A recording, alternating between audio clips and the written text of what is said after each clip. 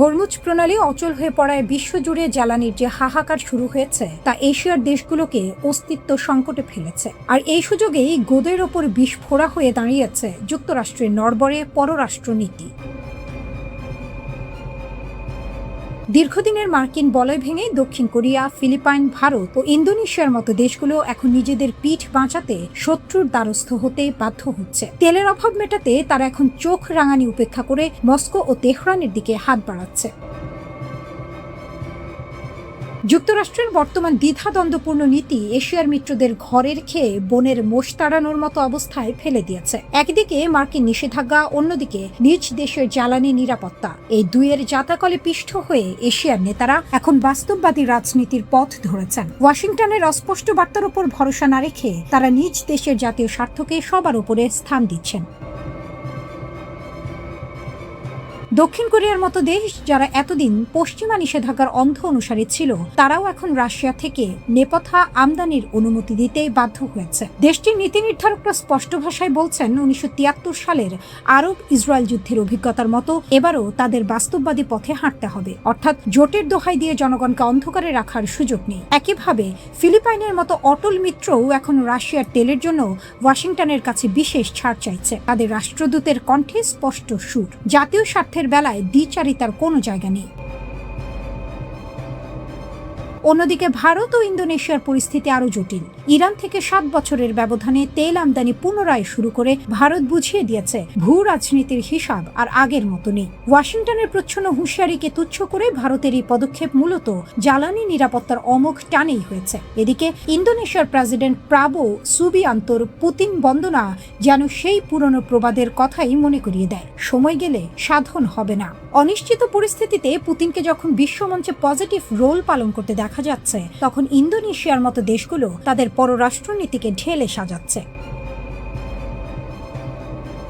এই জ্বালানি সংকট শুধু তেলের দাম বাড়ায়নি, বরং যুক্তরাষ্ট্রের দীর্ঘদিনের একচ্ছত্র আধিপত্যের ভিতকেও নাড়িয়ে দিয়েছে। এতদিন যেসব মিত্রদেশ রাশিয়ার তেলের ওপর বয়কট বা নিষেধাজ্ঞা জারি রেখেছিল, তারা এখন বাধ্য হয়ে সেই তেল কিনছে। ভোর্টেক্সার তথ্য অনুযায়ী বৈশ্বিক বাজারের চেয়ে বাড়তি দামে রুশ তেল কিনতে বাধ্য হওয়ার পরও দেশগুলোর বিকল্প নেই, যেন পড়েছে মোগলের হাতে খানা খেতে হবে সাথে। জাপানের পরিস্থিতি কিছুটা আলাদা হলেও তারাও তেহরানের সঙ্গে পর্দার আড়ালে যোগাযোগ রক্ষা করে চলেছে। প্রথাগত মার্কিন মিত্র হওয়া সত্ত্বেও জাপান নিজেদের স্বার্থে ইরানের সঙ্গে সরাসরি সংলাপ চালিয়ে যাচ্ছে। আসলে ওয়াশিংটনের প্রতিশ্রুতির চেয়ে নিজস্ব জ্বালানি মজুত নিশ্চিত করা এখন এশিয়ার দেশগুলোর প্রধান লক্ষ্য। এশিয়ার দেশগুলোর এই পিছুটান মার্কিন পররাষ্ট্রনীতির এক ভয়াবহ ব্যর্থতার চিত্র তুলে ধরছে। ট্রাম্প প্রশাসনের অস্পষ্টতা ও মধ্যপ্রাচ্যে ক্রমবর্ধমান যুদ্ধের কারণে এশিয়ার দেশগুলো এখন নিজস্ব পথ বেছে নিতে মরিয়া। মার্কিন বলয় থেকে তাদের এই বিচ্যুতি শুধু অর্থনৈতিক লেনদেনের পরিবর্তন নয়, এটি দীর্ঘমেয়াদী ভূ রাজনৈতিক পরিবর্তনের ইঙ্গিত। যদি যুক্তরাষ্ট্র দ্রুত এই জ্বালানি সংকট নিরসনে কার্যকর কোনো সমাধান দিতে না পারে, তবে অচিরেই এশিয়ার আকাশে ওয়াশিংটনের প্রভাব অস্তমিত হয়ে পড়তে পারে। মিত্রদের এভাবে হাতছাড়া হওয়াটা নিঃসন্দেহে যুক্তরাষ্ট্রের জন্য এক গভীর অশনি সংকেত। মার্কিন গোয়েন্দা সংস্থাগুলোর দেয়া চাঞ্চল্যকর তথ্য অনুযায়ী চীন বর্তমানে গোপনে ইরানকে অত্যাধুনিক আকাশ প্রতিরক্ষা ব্যবস্থা সরবরাহের চূড়ান্ত প্রস্তুতি নিচ্ছে। চীনের এই ভূমিকা ওয়াশিংটনকে চরম ক্ষুব্ধ করেছে। গোয়েন্দা সূত্রের দাবি, বেইজিং সরাসরি অস্ত্র সরবরাহ না করে তৃতীয় কোনো দেশের মাধ্যমে এই চালান ইরানে পাঠানোর নীল নকশা করেছে। এর মূল উদ্দেশ্য হলো নিজেদের নিরপেক্ষ রাখার ভান করা এবং আন্তর্জাতিক নিষেধাজ্ঞার ঝুঁকি এড়ানো। বিশেষ করে ম্যানপ্যাড বা কাঁধে রেখে নিক্ষেপযোগ্য বিমান বিধ্বংসী ক্ষেপণাস্ত্রের ওপর জোর দিচ্ছে চীন। কয়েক সপ্তাহের যুদ্ধে মার্কিন বাহিনীর নিচু উচ্চতায় উড্ডয়নরত বিমানগুলোর জন্য এই অস্ত্রগুলো ছিল এক বড় আতঙ্ক। ট্রাম্প প্রশাসন একটি F-15 যুদ্ধ বিমান হারানোর পর যে উদ্বেগ প্রকাশ করেছিল, এখন বেইজিং এর এই পদক্ষেপ সেই উদ্বেগকে যুদ্ধের নতুন এক ভয়াবহ পর্যায়ে নিয়ে গেল। বেইজিং এর এই কৌশলী ভূমিকার পেছনে গভীর ভূ রাজনৈতিক স্বার্থ রয়েছে। একদিকে তারা নিজেদের ইরানের প্রধান রক্ষাকর্তা হিসেবে প্রতিষ্ঠিত করতে চায়, অন্যদিকে মার্কিন প্রেসিডেন্ট ডোনাল্ড ট্রাম্পের আসন্ন চীন সফরের আগে নিজেদের অবস্থানকে শক্তিশালী করতে চায়। ওয়াশিংটনের অভিযোগ, যুদ্ধের শুরু থেকেই চীনা কোম্পানিগুলো ইরানকে দ্বৈত ব্যবহারযোগ্য প্রযুক্তি সরবরাহ করে আসছে, যা তেহরানের নজরদারি ও প্রতিরক্ষা ব্যবস্থাকে উন্নত করতে সাহায্য করেছে। কিন্তু এখন সরকার পর্যায়ে সরাসরি অস্ত্র সরবরাহের পরিকল্পনা করা হলে তা হবে বেইজিং এর পক্ষ থেকে ওয়াশিংটনের বিরুদ্ধে এক সরাসরি চ্যালেঞ্জ। অবশ্য চীন এই অভিযোগকে পুরোপুরি উদ্দেশ্যমূলক গুজব এবং ভিত্তিহীন বলে উড়িয়ে দিয়েছে। বেইজিং এর দাবি তারা কোনো পক্ষকে অস্ত্র দিচ্ছে না এবং বরং সংঘাত প্রশমনে ভূমিকা রাখছে। ওয়াশিংটনের চীনা দূতাবাসের মুখপাত্রের মতে চীন একটি দায়িত্বশীল দেশ হিসেবে আন্তর্জাতিক বাধ্যবাধকতা মেনেই চলছে, কিন্তু মার্কিন গোয়েন্দারা বলছেন ভিন্ন কথা। তাদের মতে ইরান এই যুদ্ধবিরতিকে কেবল দম নেওয়ার সুযোগ হিসেবে ব্যবহার করছে না, বরং তারা তাদের হারিয়ে যাওয়া অস্ত্র ভাণ্ডার পুনরায় পূরণ করতে মরিয়া হয়ে উঠেছে। এই প্রচেষ্টায় চীনের কারিগরি সহায়তা তেহরানকে নতুন করে সামরিক সক্ষমতা অর্জনে সাহায্য করছে। বিশ্লেষকদের মতে চীন সরাসরি এই সংঘাতে জড়িয়ে পড়ার চেয়ে নিজেদের একজন স্থায়ী মিত্র হিসেবে টিকিয়ে রাখতেই বেশি আগ্রহী। ইরানের তেলের ওপর চীন ব্যাপকভাবে নির্ভরশীল। যুদ্ধের উত্তাপের মধ্যেও তেহরানের সঙ্গে সামরিক সখ্যতা বজায় রাখা চীনের জ্বালানি নিরাপত্তার জন্য অত্যন্ত গুরুত্বপূর্ণ।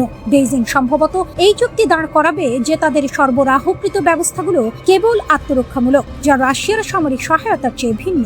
যুদ্ধবিরতি যদি ভেঙে যায় তবে আকাশসীমায় নতুন করে চীনা প্রযুক্তিতে সজ্জিত ইরানি বাহিনীর মুখোমুখি হওয়া মার্কিন বিমান বাহিনীর জন্য একটি দুঃস্বপ্ন হয়ে দাঁড়াবে। মধ্যপ্রাচ্যের আকাশপথ এখন কেবল ইরান ও যুক্তরাষ্ট্রের লড়াইয়ের ক্ষেত্র নয়, বরং এটি এখন বৈশ্বিক পরাশক্তিগুলোর স্নায়ু যুদ্ধের মূল কেন্দ্র। বেইজিং এর এই লুকানো চাল কি শেষ পর্যন্ত শান্তি ফিরিয়ে আনবে, নাকি অঞ্চলটিকে আরো ভয়াবহ এক বৃহত্তর যুদ্ধের দিকে ঠেলে দেবে? এখন সেটি কোটি টাকার প্রশ্ন। ট্রাম্পের আগামী বেইজিং সফর এখন আর কেবল দ্বিপাক্ষিক আলোচনার বিষয় নয়, বরং তা হবে বৈশ্বিক সামরিক ভারসাম্য রক্ষার এক অগ্নি পরীক্ষা। ইসরায়েলের আয়রন ডোমের জম প্যালেস্টাইন 2 সম্প্রতি মধ্যপ্রাচ্যের রণক্ষেত্রে একটি বিস্ময়কর মোড় লক্ষ্য করা গেছে। 1000 মাইলেরও বেশি দূর থেকে ইয়েমেনের হুথি বিদ্রোহীরা সরাসরি ইসরায়েলের ভূখণ্ডে আঘাত হানতে সক্ষম হয়েছে। এই হামলার পেছনে মূল শক্তি হিসেবে কাজ করেছে ইরানের উন্নত প্রযুক্তিতে তৈরি প্যালেস্টাইন 2 নামক হাইপারসনিক ব্যালিস্টিক ক্ষেপণাস্ত্র। অত্যাধুনিক প্রযুক্তিতে ঠাসা ইসরায়েলি প্রতিরক্ষা ব্যবস্থাকে ফাঁকি দিয়ে কিভাবে এই অস্ত্র লক্ষ্যভেদে সফল হলো তা এখন বিশ্ব জুড়ে সামরিক বিশেষজ্ঞদের আলোচনার কেন্দ্রবিন্দু। গতি ও ম্যানুভারেবিলিটির মরণঘাতী সমন্বয়। প্রথাগত ব্যালিস্টিক ক্ষেপণাস্ত্রগুলো সাধারণত একটি নির্দিষ্ট ধনুক আকার পথে চলে, যা রাডারের পক্ষে আগেই গণনা করা সম্ভব। কিন্তু প্যালেস্টাইন 2 ক্ষেপণাস্ত্রের বিশেষত্ব হলো এর স্কিপ ট্রাজেক্টরি। এটি বায়ুমণ্ডলের একেবারে প্রান্তসীমায় পৌঁছে বলের মতো লাফিয়ে লাফিয়ে এগোতে পারে, ফলে এর গতিপথ হয়ে ওঠে আঁকা বাঁকা বা জিগজ্যাগ। ম্যাক 16 পর্যন্ত গতিসম্পন্ন এই ক্ষেপণাস্ত্র ইয়েমেন থেকে ইসরায়েলে পৌঁছাতে মাত্র কয়েক মিনিট সময় নেয়। এই চরম গতি এবং মাঝপথে দিক পরিবর্তনের সক্ষমতা ইসরায়েলের অ্যারো 3 এবং যুক্তরাষ্ট্রের থার্ড এর মতো দূরপাল্লার প্রতিরক্ষা ব্যবস্থাগুলোকে বিভ্রান্ত করে ফেলে, কারণ এই সিস্টেমগুলো মূলত স্থির বা অনুমানযোগ্য গতিপথের লক্ষ্যবস্তু ধ্বংস করতে ডিজাইন করা হয়েছে। ইসরায়েলি প্রতিরক্ষা স্তরের ব্যর্থতার কারণ ইসরায়েলের আকাশ প্রতিরক্ষা ব্যবস্থা মূলত 3টি স্তরে বিভক্ত। অ্যারো সিস্টেম, এটি বায়ুমণ্ডলের বাইরে দূরপাল্লার ক্ষেপণাস্ত্র ধ্বংসের জন্য তৈরি। ডেভিড স্লিং, মধ্যপাল্লার হুমকি মোকাবিলার জন্য। আয়রন ডোম, স্বল্প পাল্লার রকেট বা ড্রোন প্রতিরোধের জন্য। ইরান যখন প্রায় 180টি ব্যালিস্টিক ক্ষেপণাস্ত্র নিয়ে হামলা চালায় এবং হুথিরা যখন হাইপারসনিক গ্লাইড ভেহিকল মোতায়েন করে, তখন এই সিস্টেমগুলো এক ধরনের ডেটা ওভারলোড বা তথ্য বিভ্রাটের শিকার হয়। প্যালেস্টাইন 2 ক্ষেপণাস্ত্রের ভেতরে থাকা গ্লাইড ভেহিকলটি মূল রকেট থেকে বিচ্ছিন্ন হওয়ার পর স্বাধীনভাবে ম্যানুভার করতে পারে। এটি নিচু উচ্চতা দিয়ে উড়ে আসায় অনেক সময় রাডারের চোখ এড়িয়ে যায়, যা আয়রন ডোমের মতো সিস্টেমের আওতার বাইরে থাকে। সমরাষ্ট্রের ব্যয় ও কৌশলের অসম লড়াই। এই যুদ্ধের একটি বড় দিক হলো খরচ। একটি একক হামলার দিনে ইরান হয়তো $200 মিলিয়ন সমরাস্ত্র ব্যবহার করছে, কিন্তু সেই হামলা প্রতিহত করতে ইসরায়েলকে খরচ করতে হচ্ছে প্রায় $1 বিলিয়ন। একটি অ্যারো ইন্টারসেপ্টরের দাম যেখানে প্রায় $2.5 মিলিয়ন, সেখানে ইরানের একটি ব্যালিস্টিক ক্ষেপণাস্ত্রের দাম মাত্র $2 লাখ। এই অপ্রতিসম যুদ্ধ দীর্ঘমেয়াদী প্রতিরক্ষা ব্যবস্থার ওপর প্রচণ্ড অর্থনৈতিক চাপ সৃষ্টি করছে। হুথিদের মতো অরাষ্ট্রীয় গোষ্ঠীর হাতে হাইপারসনিক প্রযুক্তির পৌঁছানো ইরানের জন্য গেম চেঞ্জার। এটি কেবল ইসরায়েল নয়, বরং লোহিত সাগরে মোতায়েনকৃত মার্কিন নৌবাহিনীর জাহাজগুলোর জন্য চরম হুমকি। ইরানের শাহাব 3 প্রযুক্তির ওপর ভিত্তি করে তৈরি এই ক্ষেপণাস্ত্রগুলো এখন নিখুঁতভাবে লক্ষ্যভেদে সক্ষম। ইসরায়েলি অ্যারো 3 ইন্টারসেপ্টরের ভেতরে থাকা কিল ভেহিকল তার থ্রাস্ট ভেক্টরিং নজলের মাধ্যমে দিক পরিবর্তন করে লক্ষ্যবস্তুকে আঘাত করার চেষ্টা করে, কিন্তু যখন প্রতিপক্ষের ক্ষেপণাস্ত্র হাইপারসনিক গতিতে দিক বদলায় তখন ইন্টারসেপ্টরের পক্ষে সেকেন্ডের ভগ্নাংশে সেই নতুন ট্রাজেক্টরি অনুসরণ করা প্রায় অসম্ভব হয়ে পড়ে।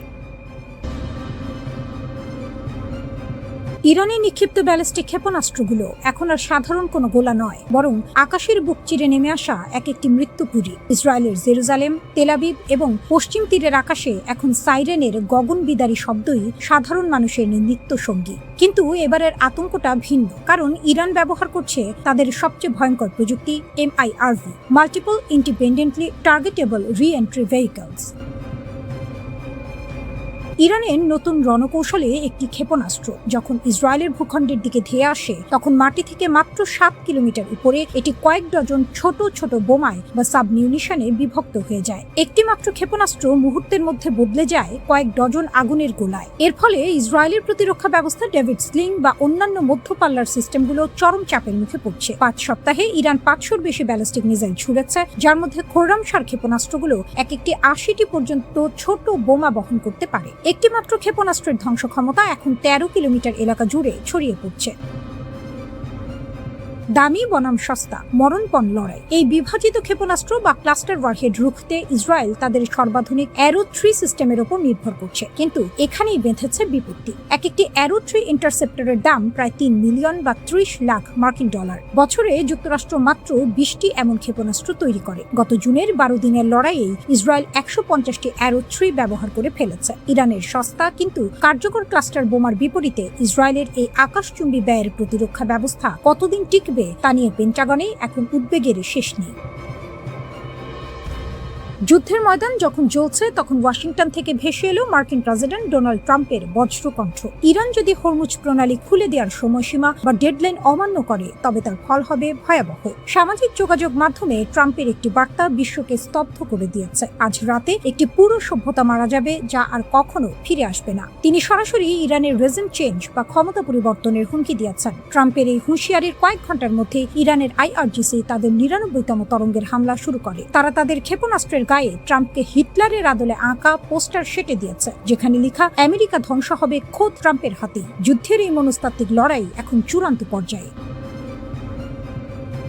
এরই মাঝে ডোনাল্ড ট্রাম্প একটি ঐতিহাসিক ঘোষণা দিয়েছেন। ইরানের দুর্গম এলাকায় ভেঙে পড়া একটি মার্কিন F-15 যুদ্ধ বিমানের 2 ক্রুকে উদ্ধার করতে এক শ্বাসরুদ্ধকর অভিযান চালিয়েছে মার্কিন বাহিনী। ট্রাম্পের ভাষায় এটি ছিল সামরিক ইতিহাসের অন্যতম কঠিন উদ্ধার কাজ। শত্রুর ডেরায় মাত্র 2 জন যোদ্ধাকে উদ্ধারের জন্য 21টি যুদ্ধ বিমান পাঠানো হয়েছিল। দিনের আলোয় দীর্ঘ 7 ঘন্টা ধরে ইরানি বাহিনীর ব্যাপক গুলির মুখে নিচু দিয়ে উড়ে এই উদ্ধার অভিযান সফল হয়। ট্রাম্প দম্ভ ভরে বলেছেন, আমাদের মতো শক্তিশালী সামরিক বাহিনী আর কারো নেই। পুরো ইরানকে এক রাতেই মানচিত্র থেকে মুছে ফেলা সম্ভব। এদিকে ইরানের খাইবার শেখান ক্ষেপণাস্ত্রগুলো এখন সরাসরি ইসরায়েলের অত্যন্ত স্পর্শকাতর দিমনা পারমাণবিক কেন্দ্রের কাছাকাছি আঘাত হানছে। তেল আবিব থেকে নেগেভ মরুভূমি সবখানেই এখন ইরানি আগুনের দাপট। মধ্যপ্রাচ্যের মরুদ্যানে এখন আর শান্তির বাতাস নেই। চারদিকে শুধু যুদ্ধের দাবানল। মার্কিন প্রেসিডেন্ট ডোনাল্ড ট্রাম্পের কড়া হুঁশিয়ারি আর ইসরায়েলের ক্রমাগত সামরিক অভিযানের মুখে ইরান এখন এক অগ্নিগর্ভ রণক্ষেত্র। এই উত্তাল পরিস্থিতির মধ্যেই বিশ্বের দরবারে এক চরম সতর্কবার্তা পাঠিয়েছে ক্রেমলিন। মস্কোর স্পষ্ট দাবি, পুরো পশ্চিম এশিয়া এখন কার্যত দাউ দাউ করে জ্বলছে এবং এই আগুনের লেলিহান শিখা যে কোনো মুহূর্তে বিশ্ব অর্থনীতিকে ভস্মীভূত করে দিতে পারে। মার্কিন প্রেসিডেন্ট ডোনাল্ড ট্রাম্প অত্যন্ত কঠোর এবং আক্রমণাত্মক ভাষায় ইরানকে হুমকি দিয়েছেন। তিনি স্পষ্ট জানিয়ে দিয়েছেন, ইরান যদি অবিলম্বে বিশ্ব তেলের ধমনী হিসেবে পরিচিত হরমুজ প্রণালী উন্মুক্ত না করে তবে তাদের পাওয়ার প্ল্যান্ট এবং সেতুগুলো গুড়িয়ে দেওয়া হবে। ট্রাম্পের এই ডে অফ ডিস্ট্রাকশন বা ধ্বংসের দিনের হুমকির জবাবে রাশিয়ার প্রেসিডেন্ট ভ্লাদিমির পুতিন সরাসরি কোনো মন্তব্য না করলেও তার পররাষ্ট্রমন্ত্রী সার্গেই ল্যাভরভ পশ্চিমাদের এক হাত নিয়েছেন। ল্যাভরভ স্পষ্ট ভাষায় জানিয়েছেন, আমেরিকা ও ইসরায়েল ইরানের উপর যে একতরফা আগ্রাসন চালিয়েছে এটি তারই নেতিবাচক পরিণতি। তিনি প্রশ্ন তুলেছেন, যুদ্ধের ডামাডোল বাজিয়ে কিভাবে একটি দেশের কাছ থেকে স্বাভাবিক নৌ চলাচলের নিশ্চয়তা আশা করা যায়। মস্কোর মতে আলোচনার টেবিলে বসার আগে যুদ্ধের দামামা বন্ধ করা জরুরি। ইরানের দুই প্রধান মিত্র রাশিয়া ও চীন এখন পর্দার আড়ালে একজোট হয়ে কাজ করছে। রাশিয়ার পররাষ্ট্রমন্ত্রী সার্গেই ল্যাভরভ এবং চীনের পররাষ্ট্রমন্ত্রী ওয়াং ই একটি ভারসাম্যপূর্ণ বিশ্ব প্রতিক্রিয়ার আহ্বান জানিয়েছেন। তাদের বার্তা একটাই, এই লড়াই এখনই থামাতে হবে। চীন ও রাশিয়া মনে করে হরমুজ প্রণালীর সংকট সমাধানের একমাত্র পথ হলো যুদ্ধবিরতি, কোনো সামরিক হুমকি বা আলটিমেটাম নয়।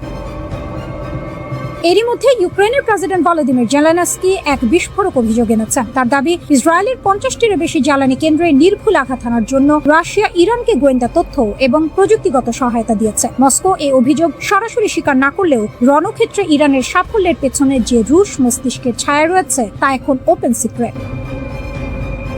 হরমুজ প্রণালী বিশ্বের মোট জ্বালানি তেলের 1/3 এই হরমুজ প্রণালী দিয়ে পরিবাহিত হয়। ইরান বর্তমানে এই রুটটিতে আংশিক অবরোধ আরোপ করে রেখেছে। ট্রাম্পের দাবি, যুদ্ধ শেষ হওয়ার সাথে সাথেই নৌ চলাচল স্বাভাবিক হতে হবে। কিন্তু ল্যাভরভ মনে করিয়ে দিয়েছেন যে 1982 সালের রাষ্ট্রসংঘের সমুদ্র আইন অনুযায়ী শান্তি থাকলেই কেবল নৌ চলাচলের নিয়মগুলো কার্যকর হয়, যুদ্ধের সময় নয়। ফলে যতক্ষণ না আমেরিকা ও ইসরায়েল তাদের হামলা বন্ধ করছে, ততক্ষণ হরমুজ প্রণালীর জট খোলার কোনো সম্ভাবনা নেই।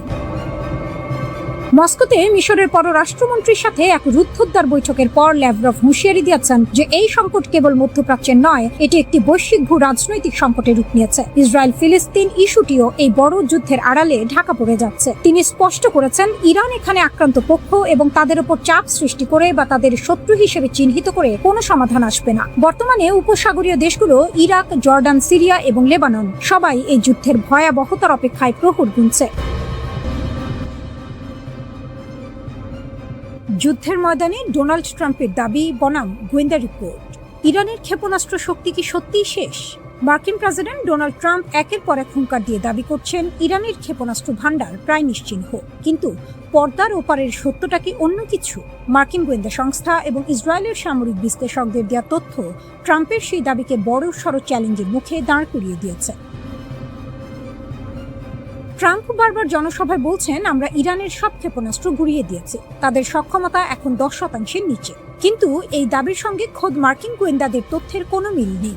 মার্কিন গোয়েন্দা রিপোর্ট বলছে ইরানের অন্তত 50% ক্ষেপণাস্ত্র এবং ড্রোন লঞ্চার এখনো পুরোপুরি অক্ষত।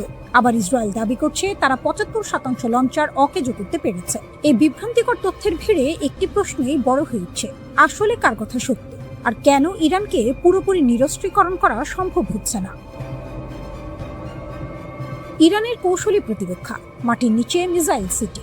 ইরানের হাতে কোনো শক্তিশালী নৌবাহিনী বা অত্যাধুনিক বিমান বাহিনী নেই, কিন্তু তাদের আসল শক্তি হলো কয়েক হাজার শক্তিশালী ক্ষেপণাস্ত্র।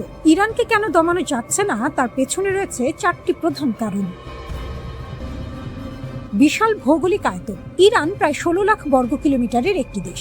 এত বড় দেশে কোথায় লঞ্চার লুকানো আছে তা আকাশ থেকে নজরদারি করা এক প্রকার অসম্ভব। প্রায় 3000 ক্ষেপণাস্ত্রের এক বিশাল ভান্ডার নিয়ে তার যুদ্ধ শুরু করেছে। মোবাইল লঞ্চার ও প্রাকৃতিক সুরক্ষা। ইরানের অধিকাংশ ক্ষেপণাস্ত্র লঞ্চার ট্রাকের ওপর বসানো থাকে। এগুলো স্থির নয়, বরং সারাক্ষণ জায়গা পরিবর্তন করে। এছাড়া ইরানের সুউচ্চ পাহাড়গুলো তাদের জন্য প্রাকৃতিক বাংকার হিসেবে কাজ করে। মাটির নিচে তারা তৈরি করেছে বিশাল মিসাইল সিটি, যেখানে কয়েক ডজন লঞ্চার নিরাপদে লুকিয়ে রাখা যায়। কঠিন জ্বালানির শক্তি। ইরান এখন আগের চেয়ে অনেক বেশি সলিড ফুয়েল বা কঠিন জ্বালানির ক্ষেপণাস্ত্র ব্যবহার করছে।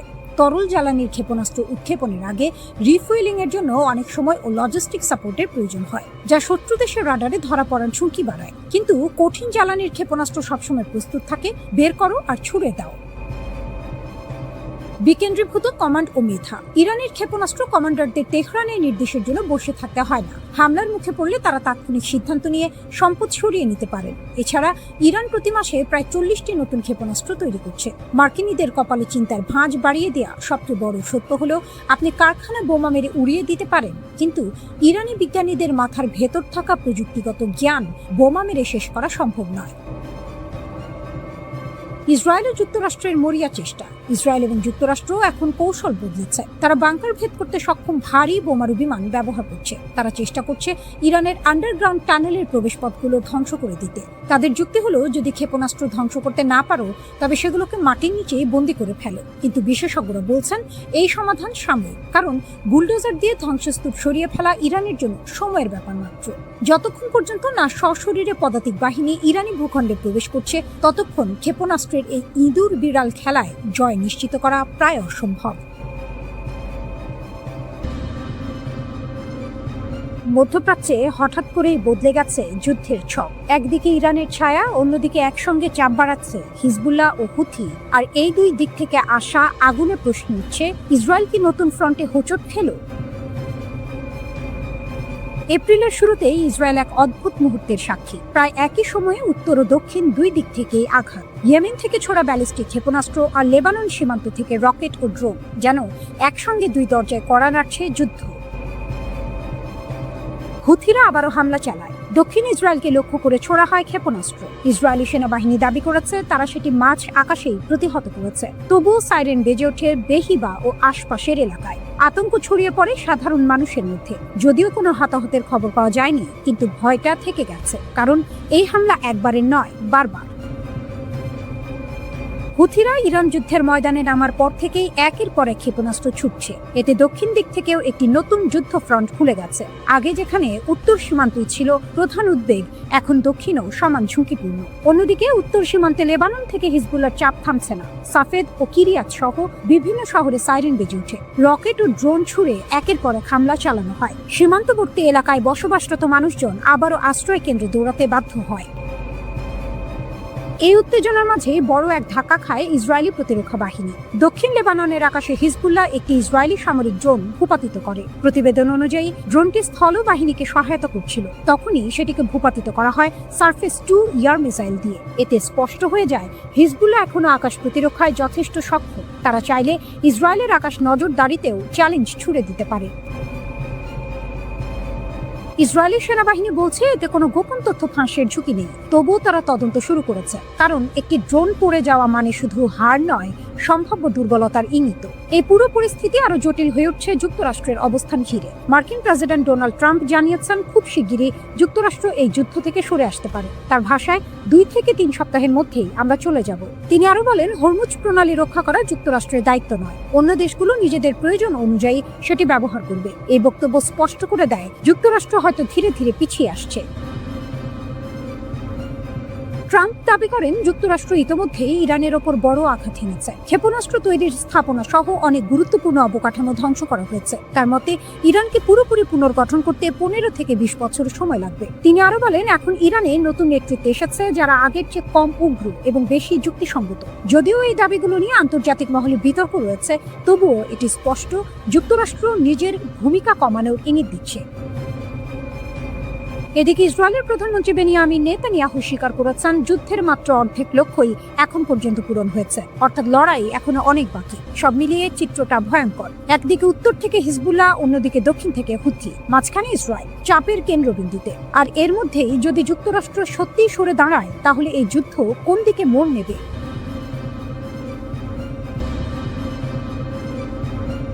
যুক্তরাষ্ট্রের সম্ভাব্য স্থল অভিযান নিয়ে যখন উত্তেজনা তুঙ্গে, তখন রাশিয়ার দিক থেকেও নতুন সংকেত পরিস্থিতিকে আরো জটিল করে তুলছে। খবর পাওয়া যাচ্ছে রাশিয়ার চেচেন ঘনিষ্ঠ সামরিক ইউনিটগুলো ইরানের পক্ষে যুদ্ধে নামার প্রস্তুতি নিচ্ছে। এই ঘোষণা শুধু সামরিক নয়, বরং আদর্শিক যুদ্ধের বার্তাও বহন করছে, যা পুরো অঞ্চলকে বড় ধরনের সংঘর্ষের দিকে ঠেলে দিতে পারে। ইরান ইতিমধ্যে সতর্ক করেছে যুক্তরাষ্ট্র যদি সরাসরি স্থল আক্রমণে যায়, তবে তার জবাব হবে অত্যন্ত কঠোর। এর মধ্যেই চেচেন বাহিনীর পক্ষ থেকে ইঙ্গিত এসেছে যে তারা ইরানকে সমর্থন করতে প্রস্তুত। এই বাহিনী নিজেদের অবস্থানকে ধর্মীয় যুদ্ধ হিসাবে ব্যাখ্যা করছে এবং এটিকে ভালো বনাম মন্দের লড়াই বলে তুলে ধরছে। ফলে যুদ্ধের চরিত্র এখন শুধু ভূ রাজনৈতিক নয়, বরং আদর্শিক ও আবেগঘন হয়ে উঠছে। অন্যদিকে যুক্তরাষ্ট্র মধ্যপ্রাচ্যে ব্যাপক সেনা মোতায়েন শুরু করেছে। হাজার হাজার সেনা ইতোমধ্যে সেখানে পৌঁছেছে এবং আরো বাহিনী পাঠানোর পরিকল্পনা চলছে। যদিও আনুষ্ঠানিকভাবে বলা হচ্ছে এটি পূর্ণাঙ্গ আক্রমণ নয়, বরং সীমিত লক্ষ্যভিত্তিক অভিযান, কিন্তু বাস্তবে পরিস্থিতি অনেক বেশি বিস্ফোরক হয়ে উঠছে। বিশেষ করে ইরানের গুরুত্বপূর্ণ তেল কেন্দ্র খার্গ দ্বীপ নিয়ে নতুন করে উত্তেজনা তৈরি হয়েছে। এই দ্বীপটি ইরানের তেল রপ্তানির প্রায় পুরোটা নিয়ন্ত্রণ করে, তাই এটি দখল করার পরিকল্পনা বাস্তবায়িত হলে ইরানের অর্থনীতিতে মারাত্মক আঘাত লাগবে। যুক্তরাষ্ট্রের পক্ষ থেকে এমন ইঙ্গিত দেওয়া হয়েছে যে তারা চাইলে খুব সহজেই এই দ্বীপ দখল করতে পারে। তবে বিশ্লেষকরা সতর্ক করে বলছেন, এই ধরনের পদক্ষেপ সরাসরি যুদ্ধকে আরো বড় আকারে নিয়ে যাবে এবং এতে বহু প্রাণহানির আশঙ্কা রয়েছে। ইরান অভিযোগ করেছে যুক্তরাষ্ট্র ও ইসরায়েল আঞ্চলিক দেশগুলোর ঘাঁটি ব্যবহার করে তাদের উপর হামলা চালাচ্ছে। তারা প্রতিবেশী দেশগুলোর প্রতি আহ্বান জানিয়েছে যেন তারা নিজেদের ভূখণ্ড এই ধরনের হামলার জন্য ব্যবহার করতে না দেয়। একই সঙ্গে ইরান স্পষ্টভাবে জানিয়েছে তাদের উপর যেখান থেকে হামলা হোক না কেন তারা সেই উৎস লক্ষ্য করে পাল্টা আঘাত হানবে। এদিকে কূটনৈতিকভাবে সমাধানের চেষ্টা চললেও তা খুব একটা সফল হচ্ছে না। যুক্তরাষ্ট্রের প্রস্তাবকে ইরান অযৌক্তিক ও অবাস্তব বলে প্রত্যাখ্যান করেছে। ফলে আলোচনার পথ কার্যত বন্ধ হয়ে যাচ্ছে এবং সামরিক উত্তেজনা আরো বাড়ছে। পরিস্থিতিকে আরো উদ্বেগজনক করে তুলেছে রাশিয়ার সম্ভাব্য সম্পৃক্ততা। যদি সত্যিই রাশিয়ার ঘনিষ্ঠ বাহিনী ইরানে প্রবেশ করে তাহলে এটি সরাসরি যুক্তরাষ্ট্র ও রাশিয়ার মুখোমুখি অবস্থানের ঝুঁকি তৈরি করবে। তখন সংঘর্ষ শুধু আঞ্চলিক সীমায় আটকে থাকবে না, বরং বৈশ্বিক শক্তির লড়াইয়ে রূপ নিতে পারে। বর্তমানে মধ্যপ্রাচ্যের আকাশে যুদ্ধের মেঘ আরো ঘন হচ্ছে। প্রতিটি নতুন ঘোষণা, প্রতিটি সেনা মোতায়েন, প্রতিটি হুমকি পরিস্থিতিকে আরো অনিশ্চিত করে তুলছে। যুদ্ধ যদি আরো বিস্তৃত হয় তাহলে এর প্রভাব শুধু এই অঞ্চলে সীমাবদ্ধ থাকবে না, বরং পুরো বিশ্ব অর্থনীতি ও নিরাপত্তা ব্যবস্থার উপর গভীর প্রভাব ফেলবে। হঠাৎ আকাশে আতঙ্ক। মার্কিন প্রেসিডেন্টের বিমান ঠিক তখন মাটিতে দাঁড়িয়ে, আর তার কাছে রহস্যময় ড্রোনের উপস্থিতি। এক মুহূর্তে নিরাপত্তা ব্যবস্থা তোলপাড়। ফ্লোরিডার পাম বিচ, তারিখ 29 মার্চ। প্রেসিডেন্ট ডোনাল্ড ট্রাম্প তখন তার বিশেষ বিমানে অবস্থান করছেন। ঠিক সেই সময়ই বিমানবন্দরের সীমার কাছে একটি ড্রোন দেখা যায়। সঙ্গে সঙ্গে থেমে যায় সব কার্যক্রম। উড্ডয়ন বন্ধ, অবতরণ বন্ধ, চারদিকে শুধু সতর্কতা। মুহূর্তের মধ্যে আকাশে উঠে যায় যুদ্ধ বিমান। হেলিকপ্টার ঘুরতে থাকে বারবার, লক্ষ্য একটাই, এই অজানা হুমকি কোথা থেকে এলো। প্রাথমিক প্রতিবেদনে বলা হয় ড্রোনটি খুব কাছাকাছি চলে এসেছিল। এমন পরিস্থিতিতে নিয়ম অনুযায়ী নিরাপত্তা ব্যবস্থা সক্রিয় করা হয়। বিমানবন্দরের চারপাশের আকাশসীমা কঠোরভাবে নিয়ন্ত্রণে নেওয়া হয়। যাত্রীদের জানানো হয় সব কার্যক্রম সাময়িকভাবে বন্ধ। একটি যাত্রীবাহী বিমানের ভেতরে বসে থাকা যাত্রীরাও বুঝে ফেলেন কিছু একটা অস্বাভাবিক ঘটছে। কিন্তু এরপর আসে ভিন্ন সুর। মার্কিন গোপন নিরাপত্তা সংস্থা জানায় প্রেসিডেন্ট বা তার বিমান কোনো বাস্তব হুমকির মুখে ছিল না। তাদের দাবি হেলিকপ্টারগুলো আগেই নির্ধারিত পরিকল্পনা অনুযায়ী উঠছিল। এটি কোনো জরুরি প্রতিক্রিয়া ছিল না। তবুও প্রশ্ন থেকে যায়, তাহলে এত বড় সতর্কতা কেন? এরই মধ্যে আরেকটি ঘটনা ঘটে। একটি বেসামরিক বিমান নিষিদ্ধ আকাশসীমায় ঢুকে পড়ে। সঙ্গে সঙ্গে যুদ্ধ বিমান সেটিকে ঘিরে ফেলে। সংকেত হিসেবে আকাশে আগুনের রেখা ছোড়া হয়। পরে সেটিকে নিরাপদ এলাকা থেকে বের করে দেওয়া হয়। এই দুটি ঘটনার মধ্যে কোনো সম্পর্ক আছে কিনা তা এখনো স্পষ্ট নয়, কিন্তু পুরো ঘটনাটিকে আরো ভয়ঙ্কর করে তুলেছে সাম্প্রতিক গোয়েন্দা সতর্কতা। তথ্য বলছে ইরান যুক্তরাষ্ট্রের ভেতরে ড্রোন হামলার পরিকল্পনা করতে পারে। বিশেষ করে ক্যালিফোর্নিয়ার গুরুত্বপূর্ণ স্থাপনাগুলো লক্ষ্য হতে পারে। এমনকি সমুদ্রের মাঝখানে থাকা কোনো জাহাজ থেকে ড্রোন উড়িয়ে হামলার কৌশলও বিবেচনায় রয়েছে। এই পরিকল্পনা সফল হলে তা শনাক্ত করা কঠিন হবে, কারণ এটি প্রচলিত নজরদারি ব্যবস্থার বাইরে থেকে আঘাত হানতে পারে। গোয়েন্দা সংস্থার মতে এটি হতে পারে প্রতিশোধমূলক কৌশল, কারণ যুক্তরাষ্ট্র ও ইসরায়েলের যৌথ হামলার পর থেকেই উত্তেজনা চরমে উঠেছে। সেই হামলায় ইরানের সর্বোচ্চ নেতার মৃত্যু হয়েছে। এরপর তার উত্তরসূরি ক্ষমতায় এসে প্রতিশোধের অভিযান আরো তীব্র করেছেন। একের পর এক ক্ষেপণাস্ত্র ও ড্রোন হামলা চালানো হচ্ছে। এমনকি সাম্প্রতিক হামলাগুলোতে ব্যবহৃত বিস্ফোরকের ওজনও বেড়েছে, আগের চেয়ে প্রায় দ্বিগুণ শক্তিশালী আঘাত। এই পরিস্থিতিতে যুক্তরাষ্ট্রের ভেতরেও বাড়ছে ভয়, বিশেষ করে ঘুমন্ত নেটওয়ার্ক নিয়ে। বলা হচ্ছে দেশের ভেতরে লুকিয়ে থাকা গোপন সদস্যরা যে কোনো সময় হামলা চালাতে পারে। প্রেসিডেন্ট ট্রাম্প নিজেও স্বীকার করেছেন তিনি এই বিষয়টি জানেন। তার দাবি তারা এসব নজরে রেখেছেন। কিন্তু বাস্তবতা হলো এই ভয় এখন মানুষের মনে ঢুকে গেছে। এর সঙ্গে যুক্ত হয়েছে নতুন এক আশঙ্কা। রাশিয়ার মতো কৌশল ব্যবহার করে বাণিজ্যিক জাহাজের আড়ালে ড্রোন লুকিয়ে রাখা হতে পারে। আন্তর্জাতিক পানিতে থেকে সেগুলো ছেড়ে দেওয়া হতে পারে। এতে করে যুদ্ধের সীমানা ভেঙে যাচ্ছে। মধ্যপ্রাচ্যের সংঘাত যেন ধীরে ধীরে ছড়িয়ে পড়ছে যুক্তরাষ্ট্রের দরজায়। পাম বিচের সেই ড্রোনকে কেবল একটি সতর্ক সংকেত ছিল। গোপন শক্তির জোট যেভাবে চীন ও রাশিয়া নীরবে ইরানকে শক্তিশালী করছে। মধ্যপ্রাচ্যের আকাশে এখন শুধু ক্ষেপণাস্ত্রের শব্দ নেই, নীরব এক প্রযুক্তির যুদ্ধও চলছে। এই যুদ্ধের ময়দানে ট্যাঙ্ক বা সৈন্যের চেয়ে বেশি গুরুত্বপূর্ণ হয়ে উঠেছে স্যাটেলাইট, রাডার এবং গোপন গোয়েন্দা তথ্য। আর এই অদৃশ্য যুদ্ধে ইরানের পাশে দাঁড়িয়েছে দুই শক্তিশালী দেশ, রাশিয়া এবং চীন। মার্কিন কর্মকর্তারা সম্প্রতি জানিয়েছে রাশিয়া নাকি ইরানকে সংবেদনশীল গোয়েন্দা তথ্য দিচ্ছে। এতে বোঝা যাচ্ছে মধ্যপ্রাচ্যের সংঘাত এখন আর শুধু ইরান এবং যুক্তরাষ্ট্রের লড়াই নয়, এটি ধীরে ধীরে বড় শক্তিগুলোর এক জটিল প্রতিযোগিতায় পরিণত হচ্ছে। রুশ প্রেসিডেন্ট পুতিন অবশ্য মার্কিন প্রেসিডেন্ট ট্রাম্প এর সঙ্গে ফোনালাপে এই অভিযোগ অস্বীকার করেছেন। কিন্তু বাস্তবতা হলো আজকের যুদ্ধে গোয়েন্দা তথ্য এক ধরনের শক্তিশালী অস্ত্র। যে শত্রুর অবস্থান আগে জানতে পারে তার আঘাত হয় বেশি নিখুঁত। বিশেষজ্ঞদের মতে আধুনিক যুদ্ধে অনেক সময় একটি সঠিক স্থানাঙ্ক হাজার গুলির চেয়েও বেশি মূল্যবান। ইরান এখন সেই সুবিধাটাই পাচ্ছে, কারণ তাদের নিজস্ব সামরিক স্যাটেলাইট খুব বেশি নেই, কিন্তু রাশিয়ার রয়েছে শক্তিশালী নজরদারি স্যাটেলাইট নেটওয়ার্ক। এর মধ্যে একটি গুরুত্বপূর্ণ স্যাটেলাইট হলো কানোপাস-ভি, যা ইরানে ব্যবহারের সময় খাইয়াম নামে পরিচিত।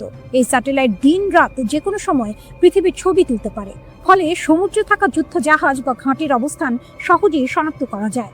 অনেক বিশ্লেষক মনে করেন এই প্রযুক্তি ইরানের ক্ষেপণাস্ত্র ও ড্রোন হামলাকে আরও নিখুঁত করেছে। সম্প্রতি কুয়েতে একটি মার্কিন সামরিক স্থাপনায় ড্রোন হামলায় কয়েকজন মার্কিন সেনা নিহত হওয়ার ঘটনায়ও এমন প্রযুক্তিগত সহায়তার সন্দেহ দেখা দিয়েছে, কারণ ওই ঘাঁটির সঠিক অবস্থান সাধারণ মানচিত্রে পাওয়া যায় না। অন্যদিকে ইরানের প্রযুক্তিগত শক্তি বাড়াতে বড় ভূমিকা রাখছে চীন গত কয়েক বছরে ইরানের ইলেকট্রনিক যুদ্ধ সক্ষমতায় বড় পরিবর্তন এনেছে। তারা উন্নত রাডার ব্যবস্থা দিয়েছে এবং ইরানের সামরিক নেভিগেশনকে যুক্তরাষ্ট্রের জিপিএস থেকে সরিয়ে চীনের বেইডো স্যাটেলাইট সিস্টেমে যুক্ত করেছে। এই ব্যবস্থা খুবই নিরাপদ ও এনক্রিপ্ট করা, ফলে যুদ্ধের সময় সংকেত জ্যাম করা বা বিভ্রান্ত করা অনেক কঠিন হয়ে যায়। চীন আরও একটি শক্তিশালী প্রযুক্তি দিয়েছে, অ্যান্টি স্টেলথ রাডার। এই রাডার কম ফ্রিকোয়েন্সির তরঙ্গ ব্যবহার করে, যা আধুনিক স্টেলথ বিমান শনাক্ত করতে পারে। যুক্তরাষ্ট্রের উন্নত যুদ্ধ বিমান যেমন F-35 লাইটনিং বা B-21 রেইডার সাধারণত রাডারের চোখে প্রায় অদৃশ্য থাকে, কিন্তু নতুন ধরনের রাডারের সামনে তাদের গোপন ক্ষমতা অনেকটাই কমে যায়। এছাড়া খবর এসেছে ইরান চীনের কাছ থেকে প্রায় 50টি সুপারসনিক অ্যান্টিশিপ ক্ষেপণাস্ত্র কেনার কাছাকাছি পৌঁছেছে। এই ক্ষেপণাস্ত্র শব্দের গতির 3 গুণ বেগে উড়ে এবং সমুদ্রপৃষ্ঠের খুব কাছে দিয়ে এগোয়, ফলে কোনো যুদ্ধ জাহাজের প্রতিক্রিয়ার সময় মাত্র কয়েক সেকেন্ডে নেমে আসে। সামরিক বিশেষজ্ঞদের মতে এমন অস্ত্র যুক্তরাষ্ট্রের বিমানবাহী রণতরীর জন্য বড় হুমকি। বর্তমানে মধ্যপ্রাচ্যের পানিতে থাকা ইউএসএস আব্রাহাম লিঙ্কন এবং ইউএসএস জেরাল্ড আর ফোর্ড এই ধরনের ক্ষেপণাস্ত্রের পাল্লার মধ্যেই রয়েছে। তবে যুক্তরাষ্ট্র ও ইসরায়েলও বসে নেই, তারা পাল্টা অভিযান চালাচ্ছে। মার্কিন ও ইসরায়েলি গোয়েন্দা দল ইরানের সামরিক ঘাঁটি ও কমান্ড সেন্টার চিহ্নিত করে হামলা চালাচ্ছে। অনেক রাডার অবকাঠামো ধ্বংস করা হয়েছে। তবুও বাস্তবতা হলো মধ্যপ্রাচ্যের যুদ্ধ এখন বদলে গেছে। আগে যেখানে শক্তির মাপকাঠি ছিল ট্যাঙ্ক, জাহাজ বা বিমান, এখন সেখানে সবচেয়ে বড় শক্তি হয়ে উঠেছে প্রযুক্তি ও তথ্য। আজকের যুদ্ধক্ষেত্রে গুলির চেয়েও বেশি মূল্যবান হয়ে উঠেছে একটি সঠিক সংকেত। রাডারের তরঙ্গ, স্যাটেলাইটের ছবি এবং এনক্রিপ্ট করা তথ্যই নির্ধারণ করছে আঘাত কতটা নিখুঁত হবে। এ কারণেই রাশিয়া ও চীন ইরানের পাশে সরাসরি সেনা পাঠাচ্ছে না, তারা আরও গভীর একটি কাজ করছে, ইরানকে দেখার ক্ষমতা দিচ্ছে। আর এই নতুন বাস্তবতায় একটি প্রশ্নই এখন সবচেয়ে গুরুত্বপূর্ণ: ধোঁয়া সরার পর কে স্পষ্টভাবে দেখতে পারবে? ইরানের সবচেয়ে ভয়ঙ্কর ও শক্তিশালী সামরিক শাখা রিভলিউশনারি গার্ডসের কুদস ফোর্স যুক্তরাষ্ট্র ও ইসরায়েলের বিরুদ্ধে জারি করেছে কঠোর সতর্কবার্তা। কুদস ফোর্স মূলত ইরানের বিদেশি সামরিক অভিযান পরিচালনা করে এবং মধ্যপ্রাচ্য জুড়ে বিভিন্ন মিত্র গোষ্ঠীর সঙ্গে সমন্বয় করে। তাই এই বাহিনীর হুঁশিয়ারি যুদ্ধের নতুন অধ্যায়ের ইঙ্গিত হিসেবে দেখছেন বিশ্লেষকরা। এক তীব্র বার্তায় কুদস ফোর্স জানায়, ইরানের বিরুদ্ধে যুক্তরাষ্ট্র ও ইসরায়েলের পদক্ষেপ ছিল উস্কানিমূলক আগ্রাসন। তাদের দাবি, এই হামলা আন্তর্জাতিক আইন ও মানবিক মূল্যবোধের স্পষ্ট লঙ্ঘন। বার্তায় কুদস ফোর্স আরও ঘোষণা করে, ইরান চুপ করে থাকবে না। যারা হামলা চালিয়েছে তাদের বিরুদ্ধে প্রতিশোধ হবে নিরলস এবং নির্দয়। এই বিবৃতিতে নিহত সর্বোচ্চ নেতা আয়াতুল্লাহ আলী খামেনিকে একজন বীর যোদ্ধা এবং মুসলিম বিশ্বের রক্ষক হিসেবে উল্লেখ করা হয়েছে। একই সঙ্গে বলা হয়েছে, যুক্তরাষ্ট্র এবং ইসরায়েলের হামলা ইরান বা তার মিত্রদের মনোবল ভাঙতে পারেনি, বরং এই আঘাত তাদের আরও শক্তিশালী করেছে।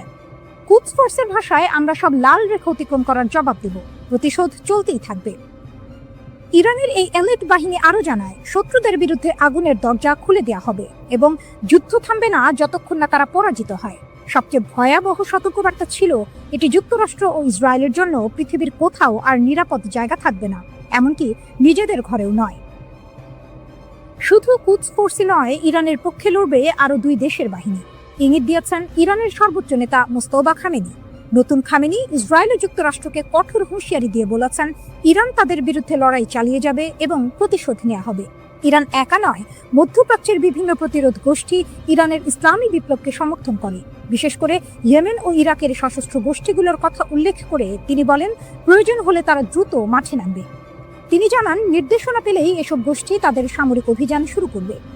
খামেনি আরও বলেন, ইয়েমেনের প্রতিরোধ যোদ্ধারাও তাদের দায়িত্ব পালন করবে। একইভাবে ইরাকের সশস্ত্র গোষ্ঠীগুলোও ইসলামী বিপ্লবকে সহায়তা করতে প্রস্তুত। তার মতে, এই শক্তিগুলো শুধু আঞ্চলিক রাজনীতির অংশ নয়, বরং একটি বড় প্রতিরোধ জোটের অংশ, যারা পশ্চিমা শক্তির বিরুদ্ধে অবস্থান নিয়েছে। ভাষণে তিনি ইরানের সামরিক বাহিনীর প্রশংসাও করেন।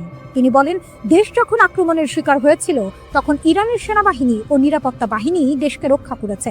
তার ভাষায়, ইরানকে পরাধীন হওয়া বা ভেঙে যাওয়ার হাত থেকে বাঁচিয়েছে এই বাহিনী। তিনি বলেন, আমি সেই সাহসী যোদ্ধাদের ধন্যবাদ জানাতে চাই, যারা আমাদের দেশ কঠিন সময়ের মধ্য দিয়ে যাওয়ার সময় অসাধারণ সাহস দেখাচ্ছেন। মোস্তফা খামেনি আরও বলেন, ইরান তার প্রতিবেশী দেশগুলোর সঙ্গে বন্ধুত্বপূর্ণ সম্পর্ক বজায় রাখতে চায়, কিন্তু যুক্তরাষ্ট্রের সামরিক উপস্থিতিকে তিনি এই অঞ্চলের জন্য বড় হুমকি বলে উল্লেখ করেন। এই কারণে তিনি স্পষ্ট করে বলেন, মধ্যপ্রাচ্যে থাকা মার্কিন সামরিক ঘাঁটিগুলোই এখন ইরানি বাহিনীর প্রধান লক্ষ্য। তার বক্তব্য অনুযায়ী, ইরানি বাহিনী ইতিমধ্যেই বিভিন্ন মার্কিন ঘাঁটিকে লক্ষ্য করে হামলা চালাচ্ছে এবং এই অভিযান ভবিষ্যতেও চলবে। খামেনি সতর্ক করে বলেন, এই অঞ্চলের সব মার্কিন ঘাঁটি অবিলম্বে বন্ধ করে দেওয়া উচিত, অন্যথায় সেগুলো হামলার লক্ষ্যবস্তু হবে। যুক্তরাষ্ট্র ও ইসরায়েলের হামলার জবাবে এবার আরও ভয়ঙ্কর পাল্টা আঘাতের ঘোষণা দিয়েছে ইরান। গত কয়েকদিন ধরে মার্কিন বোমারু বিমান এবং ইসরায়েলি যুদ্ধ বিমান ইরানের ওপর একের পর এক হামলা চালিয়ে যাচ্ছে। সামরিক ঘাঁটি, কমান্ড সেন্টার এবং ক্ষেপণাস্ত্র স্থাপনাগুলোকে লক্ষ্য করে চলছে অবিরাম বোমা বর্ষণ। একের পর এক বিস্ফোরণে কেঁপে উঠছে ইরানের বিভিন্ন শহর। কিন্তু আকাশে বোমার গর্জনের আড়ালে চুপচাপ নিজেদের পাল্টা আঘাতের প্রস্তুতি নিচ্ছিল ইরান। হঠাৎ করেই ইসরায়েলের বিভিন্ন শহরে বেজে ওঠে সাইরেন। আকাশে ছুটে আসে নতুন এক দফা ইরানি ব্যালিস্টিক ক্ষেপণাস্ত্র। মুহূর্তের মধ্যে সক্রিয় হয়ে ওঠে ইসরায়েলের শক্তিশালী বিমান প্রতিরক্ষা ব্যবস্থা। ইরানের ইসলামিক রিভলিউশনারি গার্ড কর্পস জানিয়েছে, তারা এবার তাদের সবচেয়ে উন্নত ক্ষেপণাস্ত্রগুলোর কিছু ব্যবহার করেছে। এর মধ্যে রয়েছে খাইবার শেকান এবং কাদের ক্ষেপণাস্ত্র।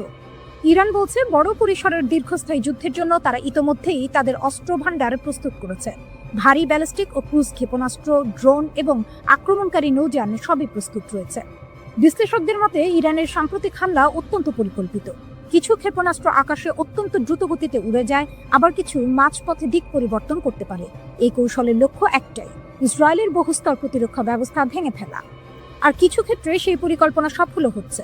কিছু ক্ষেপণাস্ত্র প্রতিরক্ষা ব্যবস্থা ভেদ করে লক্ষ্যবস্তুতে আঘাত হানছে। ইরানের বক্তব্য অনুযায়ী, তাদের কিছু ক্ষেপণাস্ত্রে ক্লাস্টার বা গুচ্ছ ওয়ারহেড ব্যবহার করা হয়েছে। এসব ওয়ারহেড লক্ষ্যবস্তুতে পৌঁছানোর পর খুলে গিয়ে বড় এলাকায় ছোট ছোট বিস্ফোরক ছড়িয়ে দেয়। ফলে একই সঙ্গে বহু স্থানে বিস্ফোরণ ঘটে। এতে প্রতিরক্ষা ব্যবস্থা দিয়ে সবগুলো বিস্ফোরক আটকানো প্রায় অসম্ভব হয়ে পড়ে। এদিকে যুক্তরাষ্ট্র ও ইসরায়েলের দাবি, গত 28 ফেব্রুয়ারি থেকে তারা ইরানের ওপর 6000-এর বেশি লক্ষ্যবস্তুতে হামলা চালিয়েছে। তাদের মতে, এসব হামলায় ইরানের ক্ষেপণাস্ত্র ও ড্রোন স্থাপনাগুলোর বড় অংশ ধ্বংস হয়ে গেছে। কিন্তু বাস্তবতা বলছে অন্য কথা। প্রতিটি নতুন হামলার পরও ইরান দেখিয়ে দিচ্ছে যে তাদের হাতে এখনো শক্তিশালী অস্ত্র ভাণ্ডার রয়েছে। তারা এখনো বড় ধরনের ক্ষতি করার সক্ষমতা রাখে। ইরান এবার আরও ভারী ক্ষেপণাস্ত্র ব্যবহারের হুমকি দিয়েছে। দেশটির ইসলামিক রিভলিউশনারি গার্ডস বা আইআরজিসির এক শীর্ষ কমান্ডার জানিয়েছেন, এখন থেকে ইরান 1000 কেজি বা তার বেশি ওজনের বিস্ফোরক বহন করতে পারে এমন ক্ষেপণাস্ত্র ব্যবহার করতে পারে। এখন পর্যন্ত ইরান যেসব ক্ষেপণাস্ত্র ব্যবহার করেছে, সেগুলোর বেশিরভাগই ছিল 1000 কেজির কম ওজনের বোমাবাহী। কিন্তু নতুন ঘোষণার মাধ্যমে ইরান জানিয়ে দিল, আগামী দিনে আরও শক্তিশালী ও ভারী বিস্ফোরকযুক্ত ক্ষেপণাস্ত্র ব্যবহারের পথে তারা এগোতে পারে। রিভলিউশনারি গার্ডসের শীর্ষ কমান্ডার ব্রিগেডিয়ার জেনারেল মজিদ মোসাভি এই ঘোষণা দেন।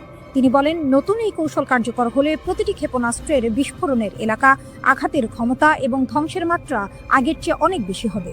অনেক ক্ষেত্রে তা দ্বিগুণেরও বেশি হতে পারে। যুক্তরাষ্ট্র ও ইসরায়েলের চলমান হামলার মধ্যে ইরানের এই ঘোষণা এসেছে। ফলে বিশ্লেষকরা বলছেন, এটি মূলত আরও শক্ত প্রতিশোধমূলক হামলার প্রস্তুতিরই ইঙ্গিত।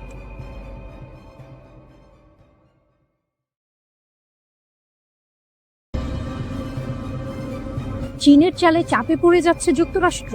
মধ্যপ্রাচ্যে ভূ রাজনৈতিক উত্তেজনা প্রতিনিয়ত তীব্র হচ্ছে, কিন্তু এবার পরিস্থিতি বদলে দিয়েছে চীনের একটি বিশাল ভাসমান জাহাজ লিয়া ওয়াং-ওয়ান। ওমান সাগরে অবস্থান করা এই জাহাজের ভেতরে রয়েছে একাধিক নজরদারি এবং গোয়েন্দা প্রযুক্তি, যা মার্কিন যুক্তরাষ্ট্র, ইসরায়েল এবং উপসাগরীয় দেশগুলোর সামরিক কর্মকাণ্ড নজরদারি করতে সক্ষম। চীনের প্রেসিডেন্ট শি জিনপিং নিজের প্রশাসনের মাধ্যমে এই ৩০,০০০ টন ওজনের জাহাজকে একটি ভাসমান সুপার কম্পিউটার হিসেবে মোতায়েন করেছেন। লিয়া ওয়াং-ওয়ান এর সেন্সর বাবল প্রায় ৬,০০০ কিলোমিটার বিস্তৃত, যার মাধ্যমে এটি পুরো মধ্যপ্রাচ্যকে চোখের মতো নজর রাখতে পারে। এক নজরে জানানো যায় এটি একসাথে ১২০০টি মিসাইল এবং বিমান লক্ষ্যবস্তু ট্র্যাক করতে সক্ষম। এই জাহাজটি চীনের পরবর্তী প্রজন্মের গোয়েন্দা এবং মহাকাশ ট্র্যাকিং প্রযুক্তি সম্বলিত। ২০২৫ সালে কমিশন করা হয় এটি। তবে এটি কোনো সাধারণ জাহাজ নয়। একজন আমেরিকান থিঙ্ক ট্যাঙ্কের বিশ্লেষক জানিয়েছেন, লিয়া ওয়াং কেবল জাহাজ নয়, এটি ভাসমান সুপার কম্পিউটার, যা অদৃশ্য যুদ্ধক্ষেত্রের মানচিত্র তৈরি করতে পেটাবাইট ডেটা প্রক্রিয়াকরণ করে। এর রাডার এবং সেন্সরগুলো এতই উন্নত যে এটি মিসাইলের ধরন, আকাশে বিমান উড্ডয়ন এবং সম্ভাব্য আক্রমণ শনাক্ত করতে পারে। এখন ইরান সহজেই শত্রু দেশগুলোর কার্যক্রম এবং হামলার পরিকল্পনা পর্যবেক্ষণ করতে পারছে। এটি একটি অত্যন্ত শক্তিশালী সমরাষ্ট্র নজরদারি। হরমুজ প্রণালীর ৬,০০০ কিলোমিটার জুড়ে মোতায়েন এই জাহাজটি শুধু নজর রাখছে না, যুদ্ধের সময় ইরানের কৌশলও বদলে দিতে পারে। লিয়া ওয়াং-ওয়ান এর নিরাপত্তা নিশ্চিত করছে চীনের প্ল্যান 055 এবং টাইপ 052D ডেস্ট্রয়ার, যা এই ভাসমান কম্পিউটারকে আক্রমণ থেকে রক্ষা করছে। অর্থাৎ চীনের প্রশাসন সরাসরি ইরানের পাশে অবস্থান নিয়ে তার শক্তিশালী সমর্থন প্রদর্শন করছে। এটি শুধু একটি গোয়েন্দা জাহাজ নয়, মধ্যপ্রাচ্যের জন্য চীনের শক্তির এক সরাসরি বার্তা। বর্তমানে পারস্য উপসাগরীয় দেশ ইরান প্রতিনিয়ত মিসাইল এবং ড্রোন হামলা চালাচ্ছে। লিয়া ওয়াং-ওয়ান এর মাধ্যমে চীন পরোক্ষভাবে ইরানের পাশে দাঁড়াচ্ছে।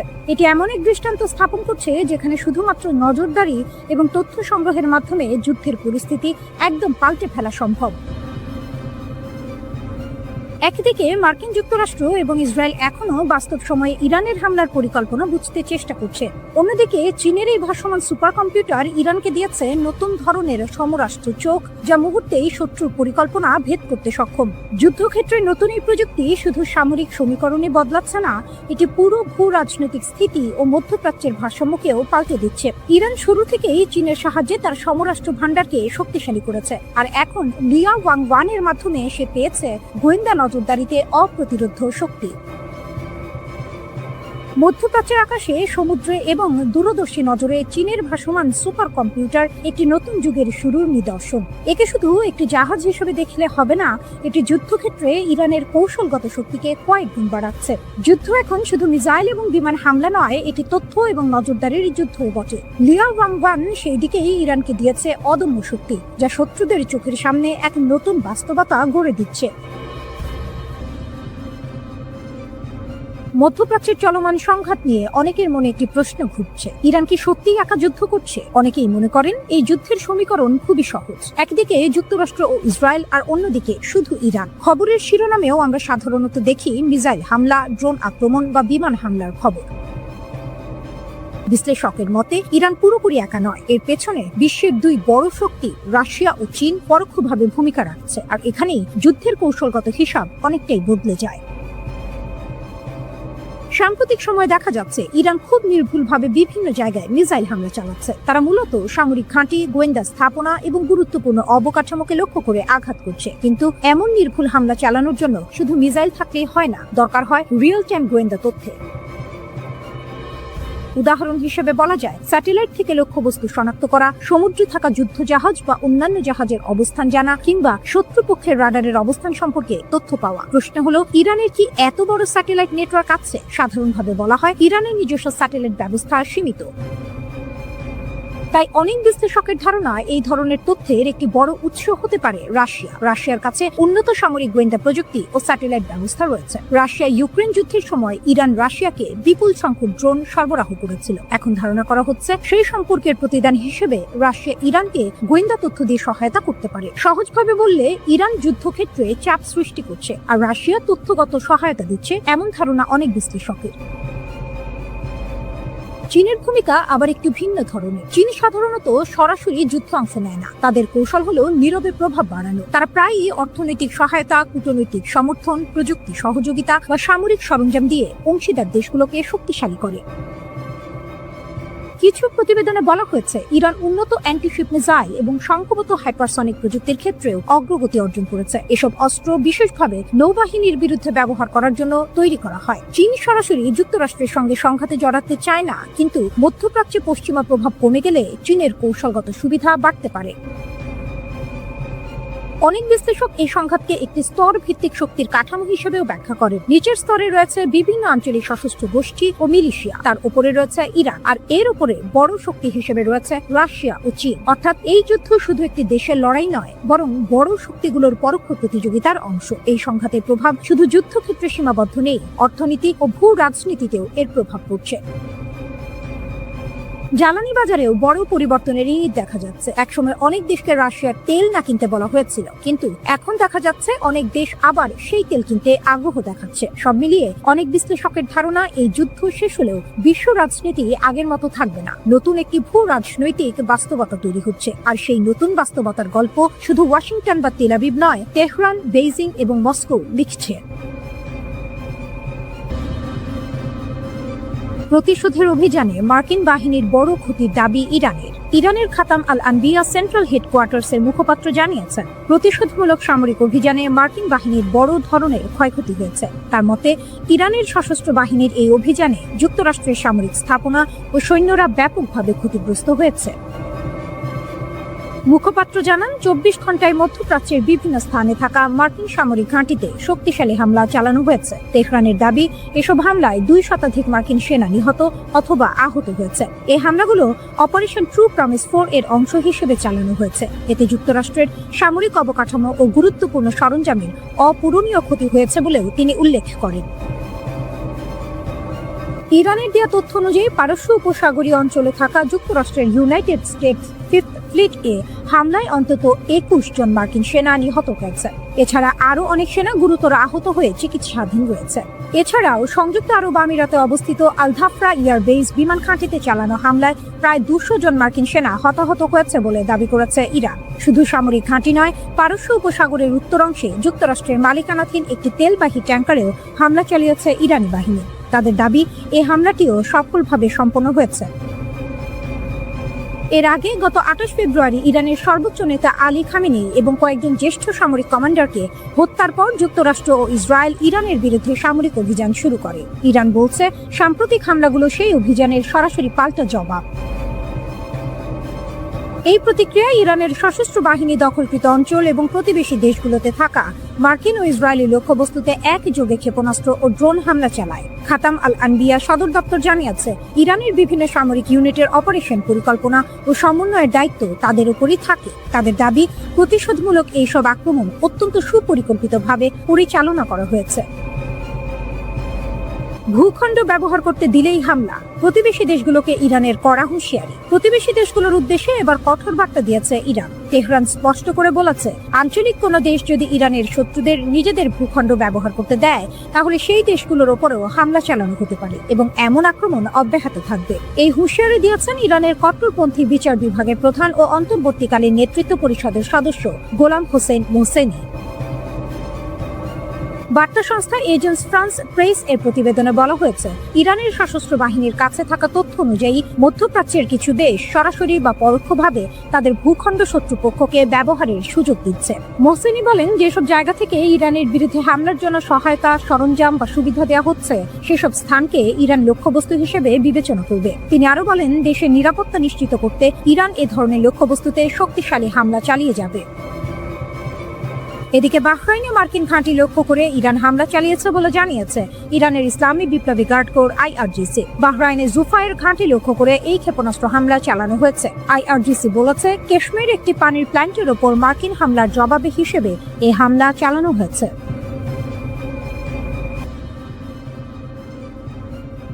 মার্কিন ঘাঁটিতে হামলায় ইরানকে কি তবে গোয়েন্দা তথ্য দিচ্ছে রাশিয়া? মধ্যপ্রাচ্যে থাকা মার্কিন সামরিক স্থাপনাগুলোর অবস্থান সম্পর্কে গুরুত্বপূর্ণ গোয়েন্দা তথ্য ইরানকে দিচ্ছে রাশিয়া। এর ফলে উপসাগরীয় অঞ্চলে মার্কিন বাহিনীর ওপর হামলার পরিকল্পনা করতে তেহরানের জন্য অনেক সুবিধা হচ্ছে। বিষয়টি সম্পর্কে অবগত মার্কিন কর্মকর্তাদের বরাতে এমন তথ্য প্রকাশ করেছে দ্য ওয়াশিংটন পোস্ট। প্রতিবেদন অনুযায়ী সংঘাত শুরু হওয়ার পর থেকেই রাশিয়া ইরানকে মধ্যপ্রাচ্যে থাকা মার্কিন সামরিক সম্পদের অবস্থান সম্পর্কে তথ্য দিয়ে আসছে। এসব তথ্যের মধ্যে রয়েছে মার্কিন যুদ্ধজাহাজ, সামরিক বিমান এবং বিভিন্ন সামরিক ঘাঁটির অবস্থান। একজন মার্কিন কর্মকর্তা বলেন, এই সহায়তাকে বেশ বিস্তৃত একটি প্রচেষ্টা বলেই মনে হচ্ছে। এর আগে দ্য নিউ ইয়র্ক টাইমস এক বিশ্লেষণে জানায়, মধ্যপ্রাচ্যের চলমান সংঘাতে ইরানের হামলায় উপসাগরীয় অঞ্চলের অন্তত 7টি মার্কিন সামরিক স্থাপনার যোগাযোগ ও রাডার ব্যবস্থার কাছাকাছি থাকা অবকাঠামো ক্ষতিগ্রস্ত হয়েছে। ইরানের এসব হামলার লক্ষ্য ছিল বাহরাইন, কাতার, কুয়েত, সৌদি আরব এবং আরব আমিরাতে থাকা মার্কিন ঘাঁটিগুলো। এসব হামলায় স্যাটেলাইট যোগাযোগ টার্মিনাল, রাডার ডোম সহ এমন কিছু গুরুত্বপূর্ণ যন্ত্রপাতি ক্ষতিগ্রস্ত হয়েছে যেগুলো উপসাগরীয় অঞ্চলে মার্কিন বাহিনীর কমান্ড অ্যান্ড কন্ট্রোল নেটওয়ার্কের গুরুত্বপূর্ণ অংশ। এই বিশ্লেষণে একটি বড় প্রশ্ন উঠেছে, কিভাবে ইরান এত নিখুঁতভাবে বিভিন্ন দেশে থাকা সংবেদনশীল মার্কিন স্থাপনাগুলোকে লক্ষ্যবস্তু করতে পারছে। ওয়াশিংটন পোস্টের প্রতিবেদনে বলা হয়েছে, রাশিয়ার দেয়া গোয়েন্দা তথ্য ইরানকে এসব হামলার পরিকল্পনা করতে সাহায্য করছে। কর্মকর্তাদের মতে, যুদ্ধ শুরু হওয়ার এক সপ্তাহেরও কম সময়ের মধ্যে মার্কিন বাহিনীর অবস্থান শক্ত করার ক্ষেত্রে ইরানের নিজস্ব সক্ষমতা কিছুটা ক্ষতিগ্রস্ত হয়েছে। তাই বাইরের গোয়েন্দা তথ্য তেহরানের জন্য আরো বেশি গুরুত্বপূর্ণ হয়ে উঠেছে। তবে ইরানের সঙ্গে ঘনিষ্ঠ সম্পর্ক থাকা সত্ত্বেও চীন এই সংঘাতে তেহরানকে কোনো সামরিক সহায়তা দিচ্ছে বলে এখনো কোনো ইঙ্গিত পাওয়া যায়নি। বিশ্লেষকদের মতে, প্রতিরক্ষা সহযোগিতার ক্ষেত্রে রাশিয়ার সঙ্গে ইরানের সম্পর্ক চীনের তুলনায় অনেক বেশি গভীর। 2022 সালে ভ্লাদিমির পুতিন ইউক্রেনে পূর্ণমাত্রার সামরিক অভিযান শুরু করার পর থেকে তেহরান মস্কোর অন্যতম গুরুত্বপূর্ণ অংশীদার হয়ে ওঠে। ইরান রাশিয়াকে এমন প্রযুক্তি দিয়েছে যার মাধ্যমে কম খরচে আক্রমণাত্মক ড্রোন তৈরি করা সম্ভব হয়েছে। এই ড্রোনগুলো ইউক্রেনের বিভিন্ন শহরে হামলায় ব্যবহার করা হয়েছে এবং কিয়েভ এর আকাশ প্রতিরক্ষা ব্যবস্থার উপর বড় ধরনের চাপ তৈরি করেছে। এ বিষয়ে অবগত এক মার্কিন কর্মকর্তা বলেন, রাশিয়ানরা খুব ভালোভাবেই জানে যুক্তরাষ্ট্র ইউক্রেনকে কি ধরনের সহায়তা দিচ্ছিল, তাই কিছুটা প্রতিশোধ নেওয়ার সুযোগ তারা পেয়ে খুশি হয়েছে। অন্যদিকে যুক্তরাষ্ট্র ও ইসরায়েলের সমন্বিত হামলার পরও ইরান পিছু হটার কোনো লক্ষণ দেখাচ্ছে না। তেহরান সামরিক স্থাপনা, কূটনৈতিক মিশন এবং জ্বালানি অবকাঠামোতে হামলা চালিয়ে ওয়াশিংটন ও তার আঞ্চলিক মিত্রদের উপর চাপ বাড়ানোর চেষ্টা করেছে। সবচেয়ে আলোচিত হামলাগুলোর একটি ছিল কাতারের আল উদেইদ এয়ারবেস, যা মধ্যপ্রাচ্যে যুক্তরাষ্ট্রের সবচেয়ে বড় সামরিক ঘাঁটি। এছাড়া রিয়াদ ও কুয়েতে অবস্থিত মার্কিন দূতাবাসেও ইরানি ড্রোন আঘাত হেনেছে। পাশাপাশি সৌদি আরব ও কাতারের তেল ও গ্যাস অবকাঠামোতেও একাধিক হামলা চালানো হয়েছে।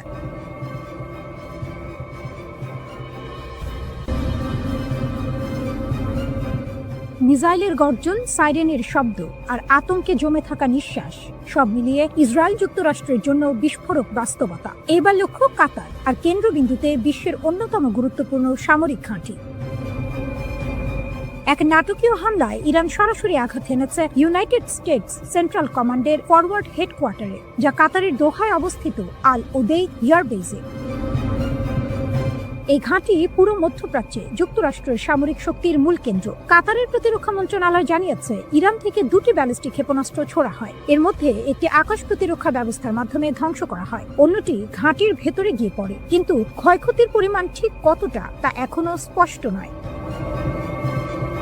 আল উদেইদ যুক্তরাষ্ট্রের মধ্যপ্রাচ্যের সামরিক অভিযানের নার্ভ সেন্টার। এখান থেকে পরিচালিত হয় আকাশপথে হামলা, সমন্বয় করা হয় মিত্রবাহিনীর অপারেশন এবং বজায় রাখা হয় পুরো অঞ্চলে মার্কিন উপস্থিতি। অর্থাৎ এই ঘাঁটিতে হামলা মানে সরাসরি যুক্তরাষ্ট্রের শক্তির কেন্দ্রে আঘাত।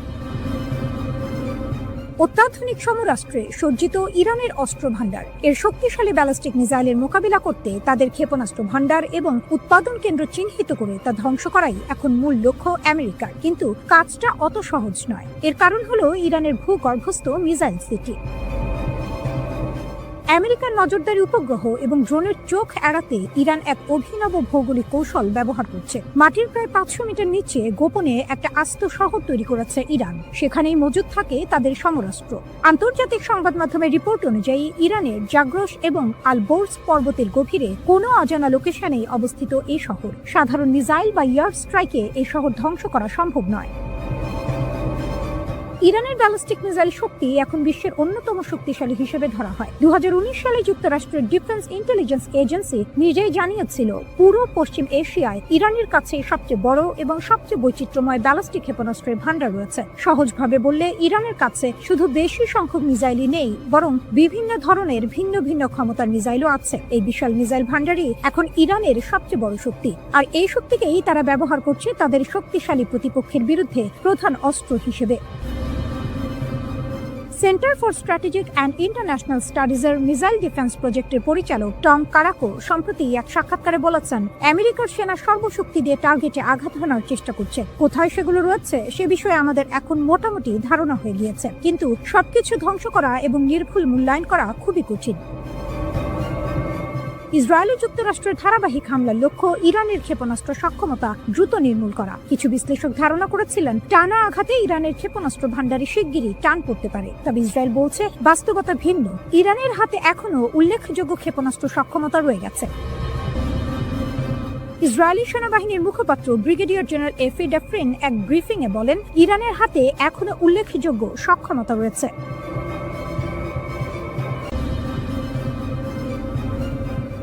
ফাতা-2 ইরানের মারাত্মক ক্ষেপণাস্ত্র। প্রভাবশালী সামরিক সাময়িকী মিলিটারি ওয়াচ ম্যাগাজিন এক প্রতিবেদনে জানিয়েছে, ইরানের তৈরি এই ফাতা-2 হাইপারসনিক ক্ষেপণাস্ত্রকে বর্তমান বিশ্বের প্রচলিত কোনো আকাশ প্রতিরক্ষা ব্যবস্থায় কার্যত ঠেকাতে পারছে না। এই দাবির পেছনে শুধু তত্ত্ব নয়, আছে বাস্তবের ইঙ্গিত। প্রতিবেদন অনুযায়ী সাম্প্রতিক অভিযানে ইসরায়েলের উচ্চ মূল্যের সামরিক লক্ষ্যবস্তুতে অন্তত 3টি সফল আঘাত হেনেছে এই ক্ষেপণাস্ত্র। অর্থাৎ এটি শুধু কাগজে কলমে শক্তিশালী নয়, বাস্তব যুদ্ধক্ষেত্রেও তার ক্ষমতার প্রমাণ রাখছে। কিন্তু প্রশ্ন হচ্ছে, কেন এটি এত ভয়ঙ্কর? উত্তর লুকিয়ে আছে এর প্রযুক্তিতে। ফাতা-2 ব্যবহার করে হাইপারসনিক গ্লাইড ভেহিকেল বা HGV প্রযুক্তি। এটি সাধারণ ব্যালিস্টিক ক্ষেপণাস্ত্রের মতো সরল পথে চলে না, বরং বায়ুমণ্ডলের ওপরের স্তরে উঠে গিয়ে হঠাৎ দিক পরিবর্তন করে, গতিপথ বদলায়, কখনো নিচে নামে, আবার উপরে উঠে, ঠিক যেন আকাশে ছুটে চলা এক বুদ্ধিমান শিকারী। এই অপ্রত্যাশিত গতিবিধির কারণেই এটি রাডারের চোখ ফাঁকি দিতে পারে। প্রচলিত প্রতিরক্ষা ব্যবস্থা যেখানে নির্দিষ্ট গতিপথ ধরে লক্ষ্যবস্তু ধ্বংস করতে চায়, সেখানে ফাতা-2 নিজের পথ নিজেই বদলে নেয়। ফলে সেটিকে ট্র্যাক করা প্রায় অসম্ভব হয়ে পড়ে। আর আছে এর গতি, যা আতঙ্কের মূল। ফাতা-2 ছুটতে পারে শব্দের গতির 10 গুণ বেশি, অর্থাৎ ম্যাক 10 গতিতে। এমন গতিতে কোনো বস্তু এগুলে সেটিকে থামাতে হলে প্রতিরক্ষা ব্যবস্থাকে আরো দ্রুত হতে হবে। ইসরায়েলের শীর্ষ প্রতিরক্ষা প্রতিষ্ঠান রাফায়েল অ্যাডভান্স ডিফেন্স সিস্টেমস এর ভাইস প্রেসিডেন্ট ইউভান বাসাস্কি এক সময় স্বীকার করেছিলেন, বর্তমানের প্রতিরক্ষা প্রযুক্তি এই চ্যালেঞ্জ মোকাবিলায় প্রস্তুত নয়। তার মতে, ম্যাক 10 গতির ক্ষেপণাস্ত্র থামাতে হলে ইন্টারসেপ্টরকে প্রায় ম্যাক 30 গতিতে পৌঁছাতে হবে। কিন্তু এখানেই আসে বাস্তবতার দেয়াল। বায়ুমণ্ডলের ঘর্ষণ এমন উচ্চ গতিকে কার্যত অসম্ভব করে তোলে। অর্থাৎ প্রযুক্তি যতই উন্নত হোক, প্রকৃতির নিয়মের সামনে তা থমকে যায়। এই কারণেই সামরিক বিশ্লেষকরা বলছেন, যুক্তরাষ্ট্র ও ইসরায়েলের বর্তমান আকাশ প্রতিরক্ষা ব্যবস্থা ইতিমধ্যে চাপে ছিল। ইরানের পুরনো ব্যালিস্টিক ক্ষেপণাস্ত্রের বিরুদ্ধেই তারা হিমশিম খাচ্ছিল। তার উপর এখন যুক্ত হয়েছে হাইপারসনিক প্রযুক্তির এই নতুন স্তর। এ যেন এক নতুন সমীকরণ, যেখানে প্রতিরক্ষা পিছিয়ে পড়ছে আর আক্রমণ এগিয়ে যাচ্ছে দ্রুত গতিতে। ইসরায়েল অবশ্য বসেনি, তার একটি বিশেষ জোন ডিফেন্স মডেল তৈরির কথা ভাবছে, যেখানে নির্দিষ্ট এলাকায় বহুস্তর প্রতিরক্ষা তৈরি করা হবে। কিন্তু এই পরিকল্পনা বাস্তবায়ন করতে সময় লাগতে পারে কয়েক দশক, খরচ হতে পারে বিলিয়ন ডলার। অর্থাৎ সমাধান আছে, কিন্তু তা এখনই নয়। বর্তমান বাস্তবতায় সামরিক বিশ্লেষকদের একটাই স্পষ্ট ধারণা, ফাতা-2 এখন এমন এক অস্ত্র যা প্রতিরক্ষা প্রাচীরকে অতিক্রম করার ক্ষমতা রাখে প্রায় বাধাহীনভাবে। যুক্তরাষ্ট্র ও ইসরায়েলি লক্ষ্যবস্তুর বিরুদ্ধে চলমান অপারেশন ট্রু প্রমিস 4 অভিযানে ইরানের ইসলামী বিপ্লবী গার্ড কোর IRGC এর নৌ ইউনিটের আত্মঘাতী ড্রোনগুলো অত্যন্ত গুরুত্বপূর্ণ ভূমিকা পালন করছে। যুদ্ধের চতুর্থ দিনে একটি বিশেষ কৌশলগত পরিবর্তন লক্ষ্য করা গেছে, যেখানে আইআরজিসির অ্যারোস্পেস ফোর্স এবং নেভি ইউনিটের মধ্যে সুনির্দিষ্ট দায়িত্ব ভাগ করে দেওয়া হয়েছে। প্রাপ্ত তথ্যানুযায়ী পারস্য উপসাগরীয় অঞ্চলে অবস্থিত মার্কিন সামরিক ঘাঁটিগুলোতে আঘাত হানার মূল দায়িত্ব এখন আইআরজিসি নেভির ওপর ন্যস্ত করা হয়েছে।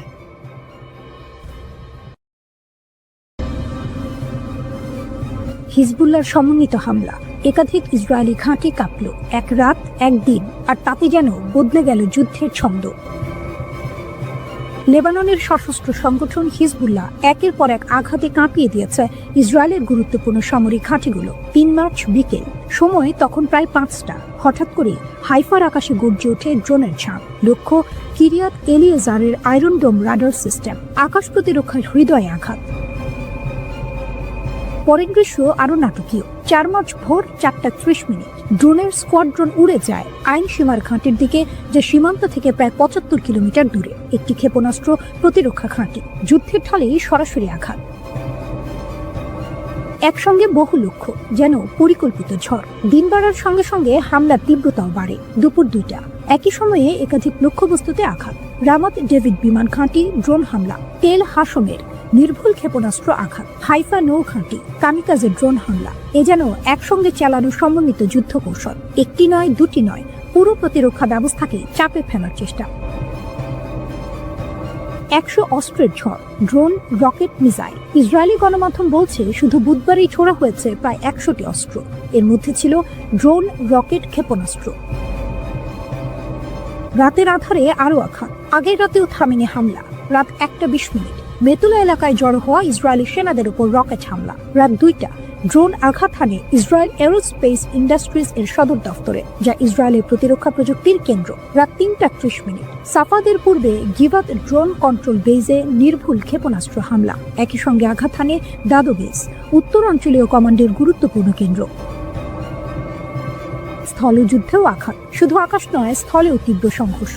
লেবাননের হুলা গ্রামে প্রথমে একটি সাঁজোয়া যান ধ্বংস, তারপর একটি মেরকাভা ট্যাঙ্ক সরাসরি আঘাতে বিধ্বস্ত। হিজবুল্লাহ তাদের হামলার ভিডিও প্রকাশ করেছে। নেরন ঘাঁটিতে ড্রোন হামলা, আরেকটি ভিডিওতে ট্যাঙ্ক ধ্বংসের মুহূর্ত। ইরান বিরোধী সামরিক অভিযানের প্রথম ৪ দিনেই মধ্যপ্রাচ্যে যুক্তরাষ্ট্রের প্রায় ২০০ কোটি মার্কিন ডলারের সামরিক সরঞ্জাম ক্ষতিগ্রস্ত হয়েছে। আনাদোলু এজেন্সির সংগৃহীত তথ্যের ভিত্তিতে এই হিসাব প্রকাশ করা হয়েছে।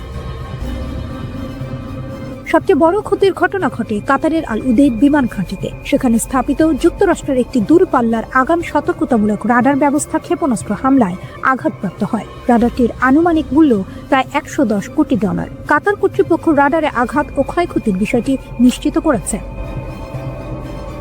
এছাড়া কুয়েতে মিত্র সুলভ গোলাবর্ষণ এর ঘটনায় ৩টি মার্কিন যুদ্ধ বিমান ধ্বংস হয়েছে। কুয়েতের বিমান প্রতিরক্ষা ব্যবস্থার ভুল গুলিতে এই ঘটনা ঘটে বলে জানানো হয়েছে। ৬ জন ক্রু সদস্য প্রাণে বেঁচে গেলেও বিমানগুলো সম্পূর্ণ ধ্বংস হয়ে যায়। এগুলোর প্রতিস্থাপন মূল্য প্রায় ২৮ কোটি ২০ লাখ ডলার ধরা হয়েছে। হরমুজ প্রণালী দিয়ে এখন শুধুমাত্র চীনা জাহাজ চলাচল করতে পারবে। ইরান জানিয়েছে অনুমতি ছাড়া অন্য কোনো জাহাজ প্রণালী অতিক্রম করলে তা বিপদে পড়তে পারে। ইসলামিক রিভলিউশনারি গার্ড জানিয়েছে তারা প্রণালী পুরোপুরি নিয়ন্ত্রণ করছে এবং যে কোনো জাহাজ ক্ষেপণাস্ত্র বা ড্রোন হামলার ঝুঁকিতে রয়েছে।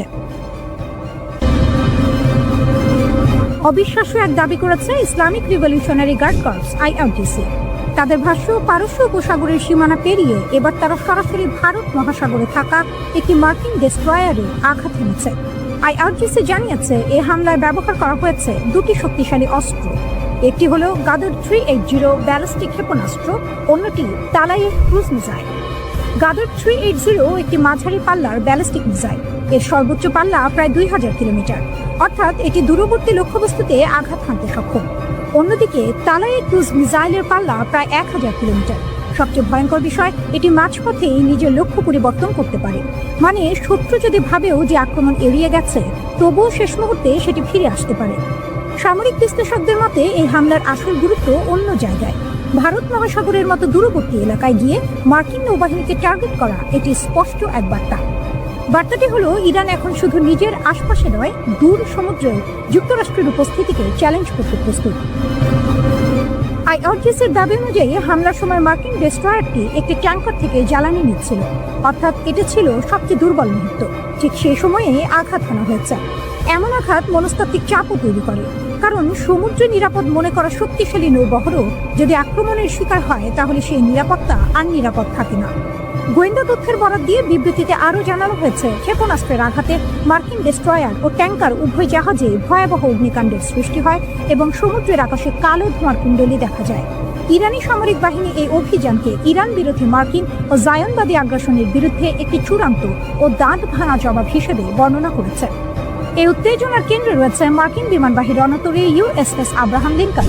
ভারত মহাসাগরে যুক্তরাষ্ট্রের শক্তির প্রতীকগুলোর একটি এটি। আইআরজিসি দাবি করছে তাদের ট্রু প্রমিস 4 অভিযানে এই রণতরীকেও লক্ষ্যবস্তু করা হয়েছে, যা যুক্তরাষ্ট্রের নৌ কৌশলের জন্য বড় এক চ্যালেঞ্জ। কিন্তু এই লড়াই শুধু সমুদ্রে সীমাবদ্ধ নয়, এটি এখন বহুমাত্রিক। ইসরায়েলের ভেতরে হামলা, কাতার, সংযুক্ত আরব আমিরাত, কুয়েত ও সৌদি আরবে মার্কিন স্বার্থে আঘাত, সব মিলিয়ে যুদ্ধ এখন ছড়িয়ে পড়েছে আকাশ, স্থল ও সমুদ্রে। ইরান যদি দীর্ঘ সময় ধরে এই সক্ষমতা ধরে রাখতে পারে তাহলে এটি শুধু সামরিক নয়, অর্থনৈতিক ভারসাম্য বদলে দিতে পারে। বিশ্লেষকদের মতে ইরানের কৌশল এখন 3 স্তরে কাজ করছে। প্রথমত, মিসাইল ও ড্রোন দিয়ে সরাসরি আঘাত। দ্বিতীয়ত, মার্কিন মিত্র দেশগুলোর ওপর চাপ তৈরি। তৃতীয়ত, দীর্ঘমেয়াদী যুদ্ধ চালিয়ে যাওয়ার সক্ষমতা দেখানো। সংবাদ সংস্থা এএফপি জানিয়েছে, জেরুজালেমে ক্ষেপণাস্ত্রের বিস্ফোরণের শব্দ পাওয়া গিয়েছে। তার আগে সতর্ক করতে ইসরায়েলের প্রতিরক্ষা বাহিনী শহরের বিভিন্ন অংশে ইয়ার রেডিও সাইরেন বাজায়। বাসিন্দাদের অনেকে বাংকারে আশ্রয় নেন বলে জানা গিয়েছে। ইরানের সরকারি সংবাদ মাধ্যমের প্রতিবেদনে তাদের এক নৌবাহিনীর কমান্ডারকে উদ্ধৃত করে বলা হয়েছে, যুদ্ধের শুরু থেকে এখনো পর্যন্ত 10টিরও বেশি জাহাজ এবং ট্যাঙ্কারকে লক্ষ্য করে হামলা চালিয়েছে আইআরজিসি।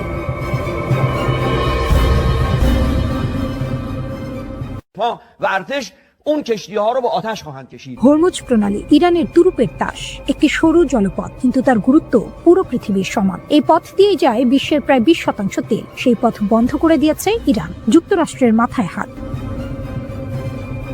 খবরে বলা হচ্ছে, ইরান সিদ্ধান্ত নিয়েছে হরমুজ প্রণালী দিয়ে এখন থেকে শুধু চীনের জাহাজই চলতে পারবে। এটি কেবল একটি সামরিক পদক্ষেপ নয়, বরং কূটনৈতিক বার্তা। কারণ চীন ইতিমধ্যেই যুক্তরাষ্ট্র ও ইসরায়েলের হামলার তীব্র সমালোচনা করেছে। ইরান যেন বলছে, যারা পাশে থাকবে পথ তাদের জন্যই খোলা। 20% তেলের পথ থেমে গেলে কি হয়? এই প্রণালী যুক্ত করেছে পারস্য উপসাগরকে খোলা সমুদ্রের সঙ্গে। এখান দিয়ে প্রতিদিন হাজার হাজার তেলবাহী জাহাজ চলাচল করে। কিন্তু এখন শত শত ট্যাঙ্কার আটকে আছে। জ্বালানি সরবরাহে অনিশ্চয়তা, বাজারে অস্থিরতা, বিশ্বজুড়ে তেলের দাম বাড়ার আশঙ্কা তৈরি হয়েছে। আইআরজিসির ঘোষণা, সবকিছু আমাদের নিয়ন্ত্রণে। ইরানের শক্তিশালী বাহিনী Islamic Revolutionary Guard Corps IRGC বলছে, হরমুজ প্রণালী এখন সম্পূর্ণ আমাদের নিয়ন্ত্রণে। তাদের সতর্কবার্তা আরো ভয়ঙ্কর। কোন জাহাজ প্রবেশ করলে মিসাইল হামলা হতে পারে, ড্রোন আক্রমণ হতে পারে। অর্থাৎ এই জলপথ এখন কার্যত একটি যুদ্ধক্ষেত্র। উপসাগরীয় দেশগুলো চাপে। এই পথের উপর নির্ভর করে আরব আমিরাত, কাতার। তাদের জ্বালানি রপ্তানি এখন ঝুঁকিতে। বিশেষ করে এশিয়ার দেশগুলো বড় ধাক্কা খেতে পারে। হরমুজ প্রণালী পারস্য উপসাগরের বন্দরগুলোকে উন্মুক্ত সমুদ্রের সঙ্গে যুক্ত করে। বিশ্বের মোট তেলের প্রায় 20% এই পথে আসে, যা চীন ও ভারতের মতো এশিয়ার বাজারে পৌঁছায়। রুট বন্ধ থাকলে বৈশ্বিক জ্বালানি সরবরাহে বড় ধরনের অস্থিরতা তৈরি হতে পারে। চীন সব পক্ষকে প্রণালীতে নিরাপত্তা বজায় রাখতে আহ্বান জানিয়েছে এবং তার জ্বালানি নিরাপত্তা নিশ্চিত করতে প্রয়োজনীয় ব্যবস্থা নেবে। এর আগে ইরানে যুক্তরাষ্ট্র ও ইসরায়েলের বিমান হামলা নিন্দা জানিয়েছে চীন। ইরানের ওপর যুক্তরাষ্ট্র ও ইসরায়েলের চলমান সামরিক অভিযানের তীব্র সমালোচনা করে অবিলম্বে হামলা বন্ধের দাবি জানিয়েছে মস্কো ও বেজিং। রাশিয়ার পররাষ্ট্রমন্ত্রী সার্গেই ল্যাভরভ স্পষ্ট জানিয়েছেন, তেহরান পারমাণবিক বোমা তৈরি করছে এমন কোনো প্রমাণ মস্কোর কাছে নেই। চীন এই যৌথ হামলাকে আন্তর্জাতিক স্থিতিশীলতার জন্য হুমকি হিসেবে অভিহিত করে অবিলম্বে সামরিক অভিযান স্থগিত করার আহ্বান জানিয়েছে। চীনা পররাষ্ট্রমন্ত্রী ওয়াং ই তার ইসরায়েলি সমকক্ষ গিডিয়ন সার এর সঙ্গে এক ফোন আলাপে বলেন যে যখন ওয়াশিংটন ও তেহরানের মধ্যে আলোচনা ইতিবাচকভাবে এগোচ্ছিল, ঠিক তখনই এই সামরিক হস্তক্ষেপ শান্তি প্রক্রিয়াকে বাধাগ্রস্ত করেছে। ইরান হরমুজ প্রণালী বন্ধ ঘোষণা করেছে। তেহরানের পক্ষ থেকে হুঁশিয়ারি দিয়ে বলা হয়েছে, কোন জাহাজ প্রণালী পার হওয়ার চেষ্টা করলে রিভলিউশনারি গার্ড ও নৌবাহিনী সেটিকে লক্ষ্যবস্তু করবে। জ্বালানি বাজার পর্যবেক্ষণ ও গবেষণা প্রতিষ্ঠান কেপলার জানিয়েছে, ইরানে যুক্তরাষ্ট্র ও ইসরায়েলি বাহিনীর হামলা শুরুর পর থেকে কৌশলগতভাবে অত্যন্ত গুরুত্বপূর্ণ হরমুজ প্রণালীতে জ্বালানি তেলের ট্যাঙ্কার চলাচল 90% কমে গেছে।